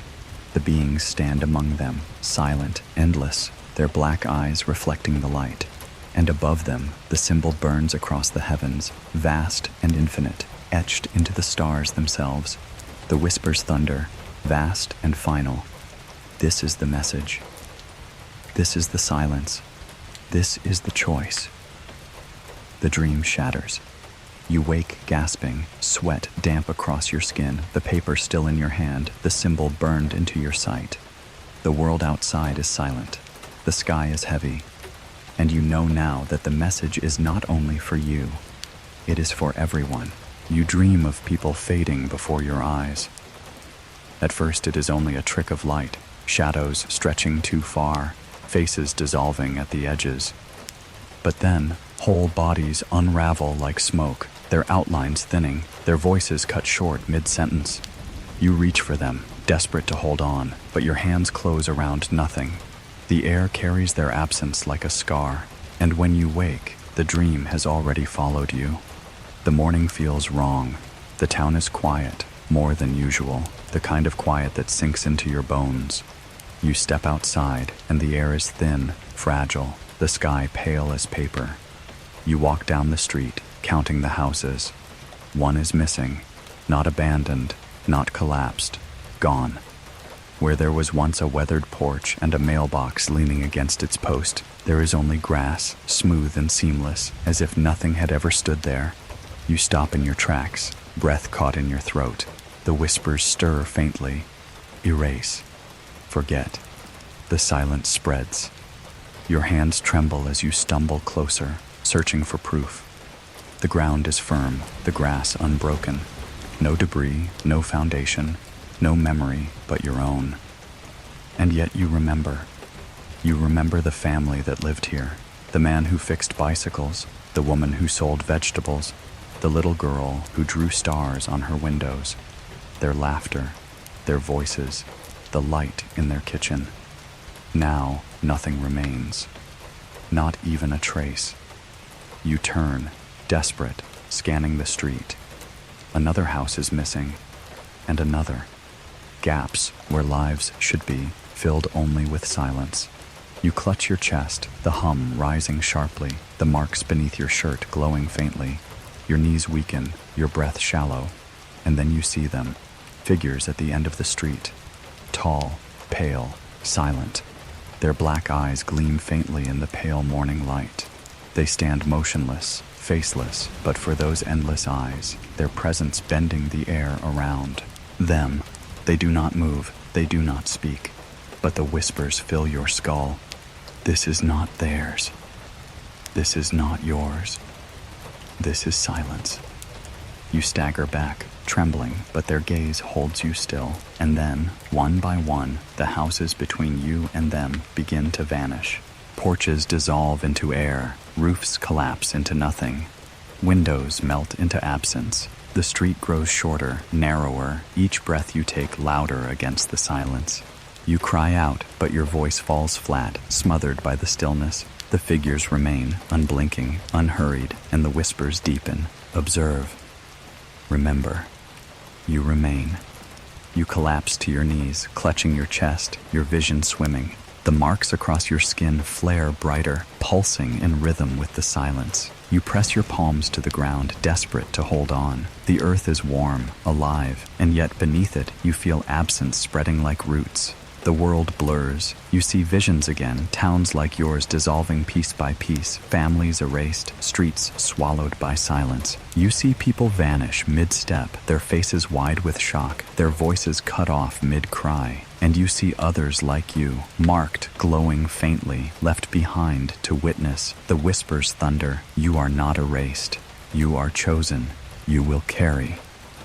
The vision collapses. You gasp. The world sharpening again. The street before you is shorter still, the figures closer. And then, suddenly, they are gone. The houses remain, whole, ordinary, unbroken, as if nothing ever happened. You stagger to your feet, trembling. The air feels lighter, the silence thinner, but doubt fills you, cold and endless, because you remember what you saw, and you know the world will not. That night, the dream returns. You walk through endless towns, their houses dissolving, their people fading. The beings move among them, silent, patient, their eyes unblinking. They turn toward you, and the whispers roar. The silence spreads. The silence erases. You remain. The dream shatters. You wake gasping, sweat damp on your skin, the marks across your chest glowing faintly. The night outside is still, the stars steady, the houses whole.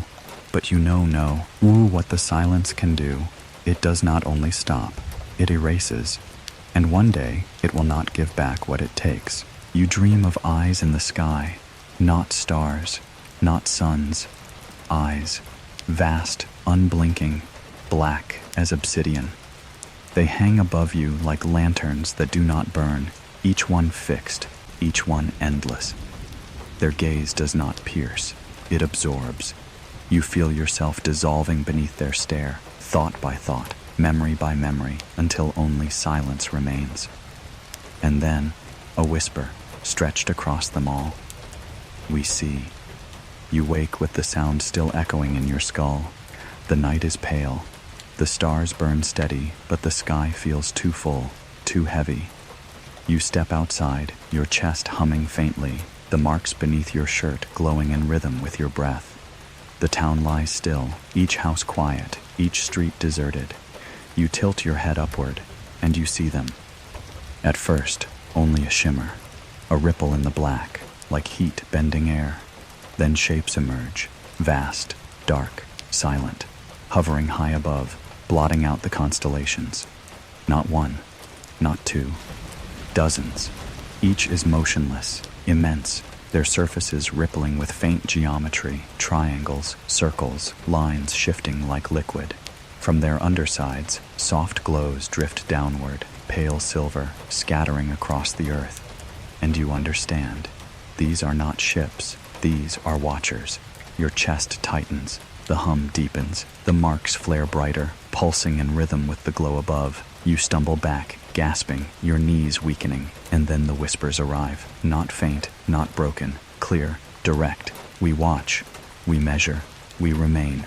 You stagger to the ridge, drawn by the pull inside you. The fence gleams faintly in the moonlight, its wires humming softly, vibrating with the same rhythm as your chest. Beyond it, the base lies silent, its towers dark, its silos sleeping. But above it, the watchers hang vast, endless, unblinking. The soldiers below stand frozen, their faces pale in the glow, their weapons lowered, forgotten. They glance upward, trembling, helpless, before the silence. And still, the watchers do not move. They only see. You collapse to your knees, clutching the grass, your breath shallow. The marks across your skin burn brighter, alive with rhythm. And then, one of the watchers tilts. Not physically, not with motion, with intention. Its gaze locks on you. The hum inside you explodes, rattling your ribs, shaking your teeth, pressing tears from your eyes. You scream, though no sound escapes. The air bends around you, the ground vibrating beneath your hands. The whispers thunder. You are seen. You are chosen. You are within. Your vision blurs. The world dissolves. You are standing in a vast darkness. No ground, no sky, only void. And within it, countless eyes hang above you, endless, unblinking, their gaze pressing into you with unbearable weight. Each one burns with geometry, patterns alive with rhythm, shifting and folding with impossible precision. The whispers merge, layered and final. We have always watched. We will always remain. You are not alone. You fall to your knees, trembling, tears streaming down your face. The eyes burn brighter, filling your vision, your thoughts, your soul. The marks across your chest flare with searing light, pulsing in rhythm with their gaze. And then, slowly, they fade. You are back on the ridge. The watchers still hang above, vast and endless, but their glow has dimmed. The soldiers below stand frozen, their eyes wide, their mouths trembling with unspoken fear. The fence hums softly, the rhythm steady, unbroken. The whispers soften, a final phrase etched into your skull. We remain. That night, the dream returns. You walk through endless fields, the sky filled with eyes. They tilt slowly, unblinking, their gaze pressing into you, heavy, endless, eternal. Circles burn into the soil at your feet, glowing faintly, spreading wider. And the voices thunder, vast and final. You are within us. We see. We remain. The dream shatters. You wake, gasping, sweat damp across your skin, your chest still glowing faintly.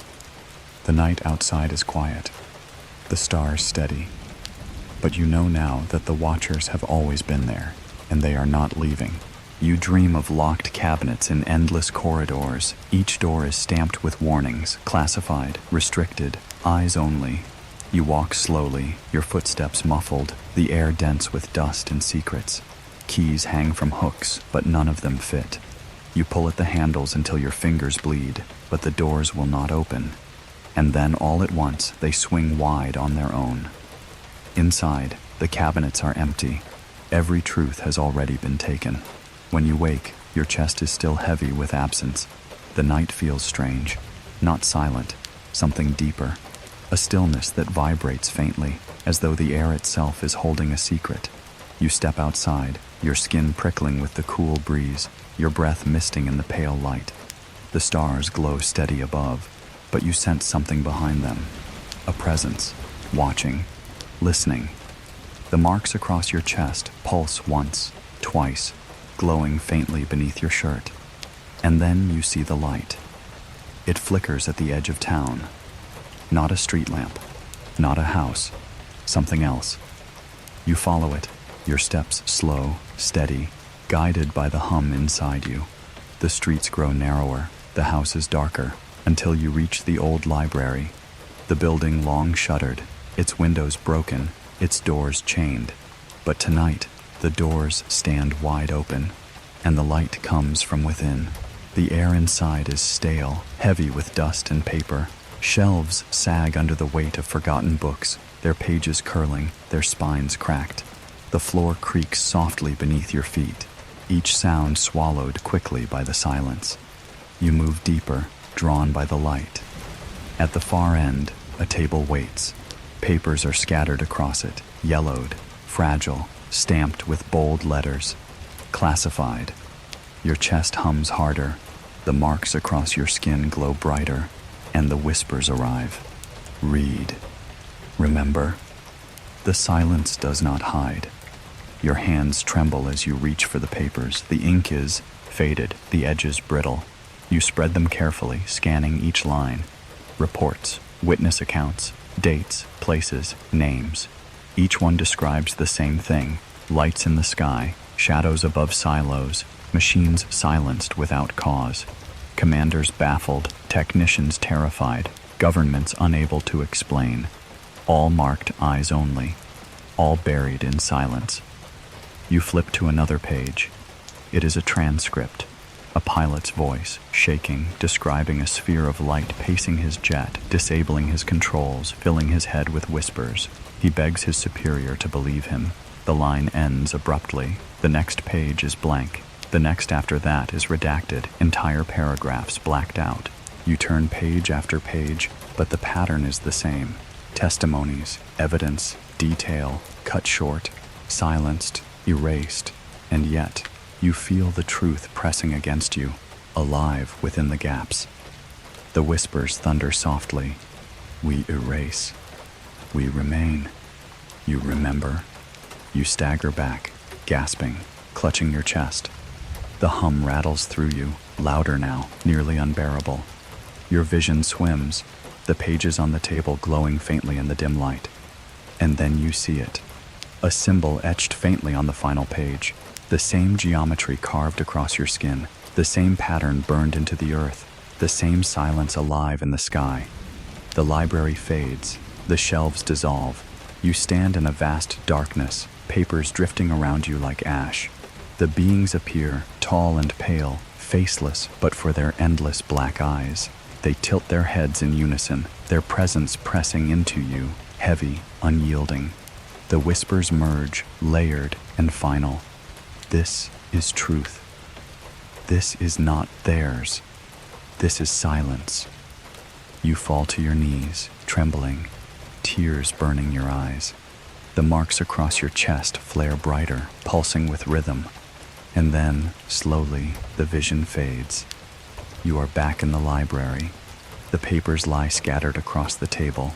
Some are blank, some are blacked out, some are missing entirely. But you know the truth is still there, not in ink, not in words, inside you.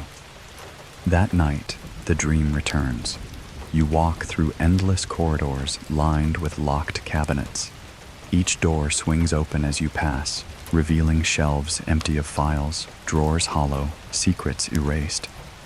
The beings move beside you, silent, their eyes endless, and the whispers thunder. This is the truth. This is what remains. You remember. The dream shatters. You wake gasping, the sweat damp on your skin, the marks across your chest glowing faintly. The room is dark, the air heavy, the silence alive, and you know now that the truth has never been hidden. It has been erased, and you are one of the few left to carry it. You dream of walking through a corridor made of mirrors. Each one shows you, but not the same you. One is older, one younger. One bears no marks across the chest, another glows like a lantern. Some versions of you are smiling faintly, others are afraid, still others hollow-eyed and silent. You try to pass quickly, but every reflection moves out of rhythm, delayed, as if they are not reflections at all, but separate beings watching you through glass. And then one whispers, though its mouth does not move, "You have been here before." You wake with the words still etched inside your skull. The room feels unfamiliar. It is yours, your desk, your map, your folded shirt draped over the chair. But everything carries a strangeness, a weight. The lamp glows faintly, though you do not remember turning it on. The clock ticks forward, then repeats the same second again, caught in rhythm. And the air smells faintly of ozone, of dust scorched by light. The dream has not ended. It has followed you here. You step outside. The night is pale, the stars steady, but the sky feels bent, curved inward as though you are walking beneath a dome. The houses are dark, the streets hushed. Yet you hear something, not footsteps, not wind, breathing, not yours. Your chest hums faintly, the marks across your skin glowing soft beneath your shirt. You follow the sound, drawn by the rhythm inside you. Each step feels preordained, each corner inevitable. The breathing grows louder. You turn onto the hillside road, and then you see it. The fence waits at the ridge, its wires gleaming faintly in the starlight. Beyond it, the base lies silent, its towers dark, its silos dreaming. But above it, the shadow hangs vast, blotting out stars, rippling with faint geometry. Triangles folding, circles burning, patterns alive with rhythm. The breathing is not sound. It is the earth, the sky, the silence itself. And when you place your hand against the fence, the hum inside you aligns perfectly with it. The whispers rise, soft and certain. The dream returns. This is not past. This is now. Your vision blurs, the ground tilts, the air thickens, and suddenly you are no longer standing. You are lying in a field of burned circles, the soil blackened, glowing faintly with silver embers. Above you, the beings stand tall, pale, faceless but for their endless black eyes. They tilt their heads in unison, their gaze fixed upon you. One raises its hand. The marks across your chest flare instantly, burning with light, pulsing in rhythm. Your breath stutters, your body shakes, the world bends around you. And then the dream deepens. You see yourself walking through endless corridors, mirrors on every wall, each reflection a different version of you. Some bear no marks, some bear many. Some are gone entirely, only shadows where a body should be. The beings walk among the mirrors, silent, endless, their black eyes reflecting every version of you at once. The whispers thunder. All are you. All are within. All are chosen. The dream fractures. You are standing on the ridge once more, your hand pressed to the fence, your chest glowing faintly. The shadow above ripples, bending, folding, shifting into shapes your mind cannot hold. The air trembles, and then the world freezes. The dog on the street below halts mid-step. The leaves stop mid-fall. The clouds hold still against the stars. Only you remain. And the watchers above, their eyes open, endless, black, and their gaze pins you in place. The hum inside you explodes, rattling through your ribs, your skull, your teeth. You cry out, though no sound escapes. The marks flare brighter, searing light spilling from your skin, and the whispers carve themselves into your skull. You are dream. You are silence. You are witness. The stillness shatters. The world resumes. The clouds drift. The leaves fall. The dog lowers its paw, but you do not move. The dream has not ended. It has begun again. That night, you lie awake in your bed, your eyes fixed on the ceiling, the marks still glowing faintly across your chest. You close your eyes, desperate for rest, and the dream returns instantly. You are walking through corridors of mirrors. The reflections all turn their heads at once, and in one, you see not yourself, but a being, tall, pale, silent, its eyes endless, and its lips, though you have never seen them before, move with a single word. Next, the dream shatters. You wake gasping, sweat damp across your skin, the silence heavier now, the night pressing into you. And you know the dream is no longer a dream. It is a place, and you are already inside it. You dream of your own voice speaking without you. It echoes through endless corridors, smooth and steady, carrying words you never chose. The sound is unmistakably yours. The tone, the rhythm, even the breath between sentences. Yet the words are not. They are older, heavier, foreign. And as you walk the corridors, your voice moves ahead of you, bouncing from mirrored walls, filling the dark with meanings you do not understand, until finally it whispers back at you. You are not alone inside yourself. You wake with the echo still alive in your skull. The room is dark, the air heavy, the silence thicker than sleep. You sit upright, breath shallow, ears straining, and then you hear it. Your own voice, not in your head, outside, speaking. You stumble to the window. The street below is empty, the lamps glowing faintly, the houses dark. Yet the sound lingers, your voice threading the silence, soft and steady. We remain. Your chest hums sharply, the marks across your skin glowing faintly in rhythm. You press your hand against them, trembling, and the whisper inside your skull arrives. The echo begins. You step outside. The night sky stretches vast above you, stars burning steady, clouds drifting pale and low. But the air feels alive, trembling faintly with rhythm. Each step you take is mirrored, faintly delayed, as though the ground itself is repeating you. You whisper a single word, testing the silence. Hello? The echo answers instantly. Hello. Your voice, but not your own. You walk slowly toward the hillside, drawn as always by the hum inside you. The road is empty, the fences gleaming faintly in the starlight, and yet, every footfall returns louder, sharper, as though the earth itself has learned your sound. When you reach the ridge, you stop, because you are not alone. Figures stand beyond the fence, tall, pale, silent. Their black eyes gleam faintly in the night. Their forms bending the air around them. They tilt their heads in unison, their presence heavy, unyielding. But tonight, something is different. They do not whisper, they echo. You hear your own words spill back at you, phrases you have spoken in fear, in wonder, in desperation. Why me? What do you want? This is not mine.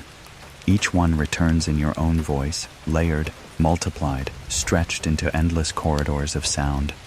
And the beings do not move, they only echo. Your chest shakes, the hum sharp, painful. The marks flare brighter, spilling light through your shirt.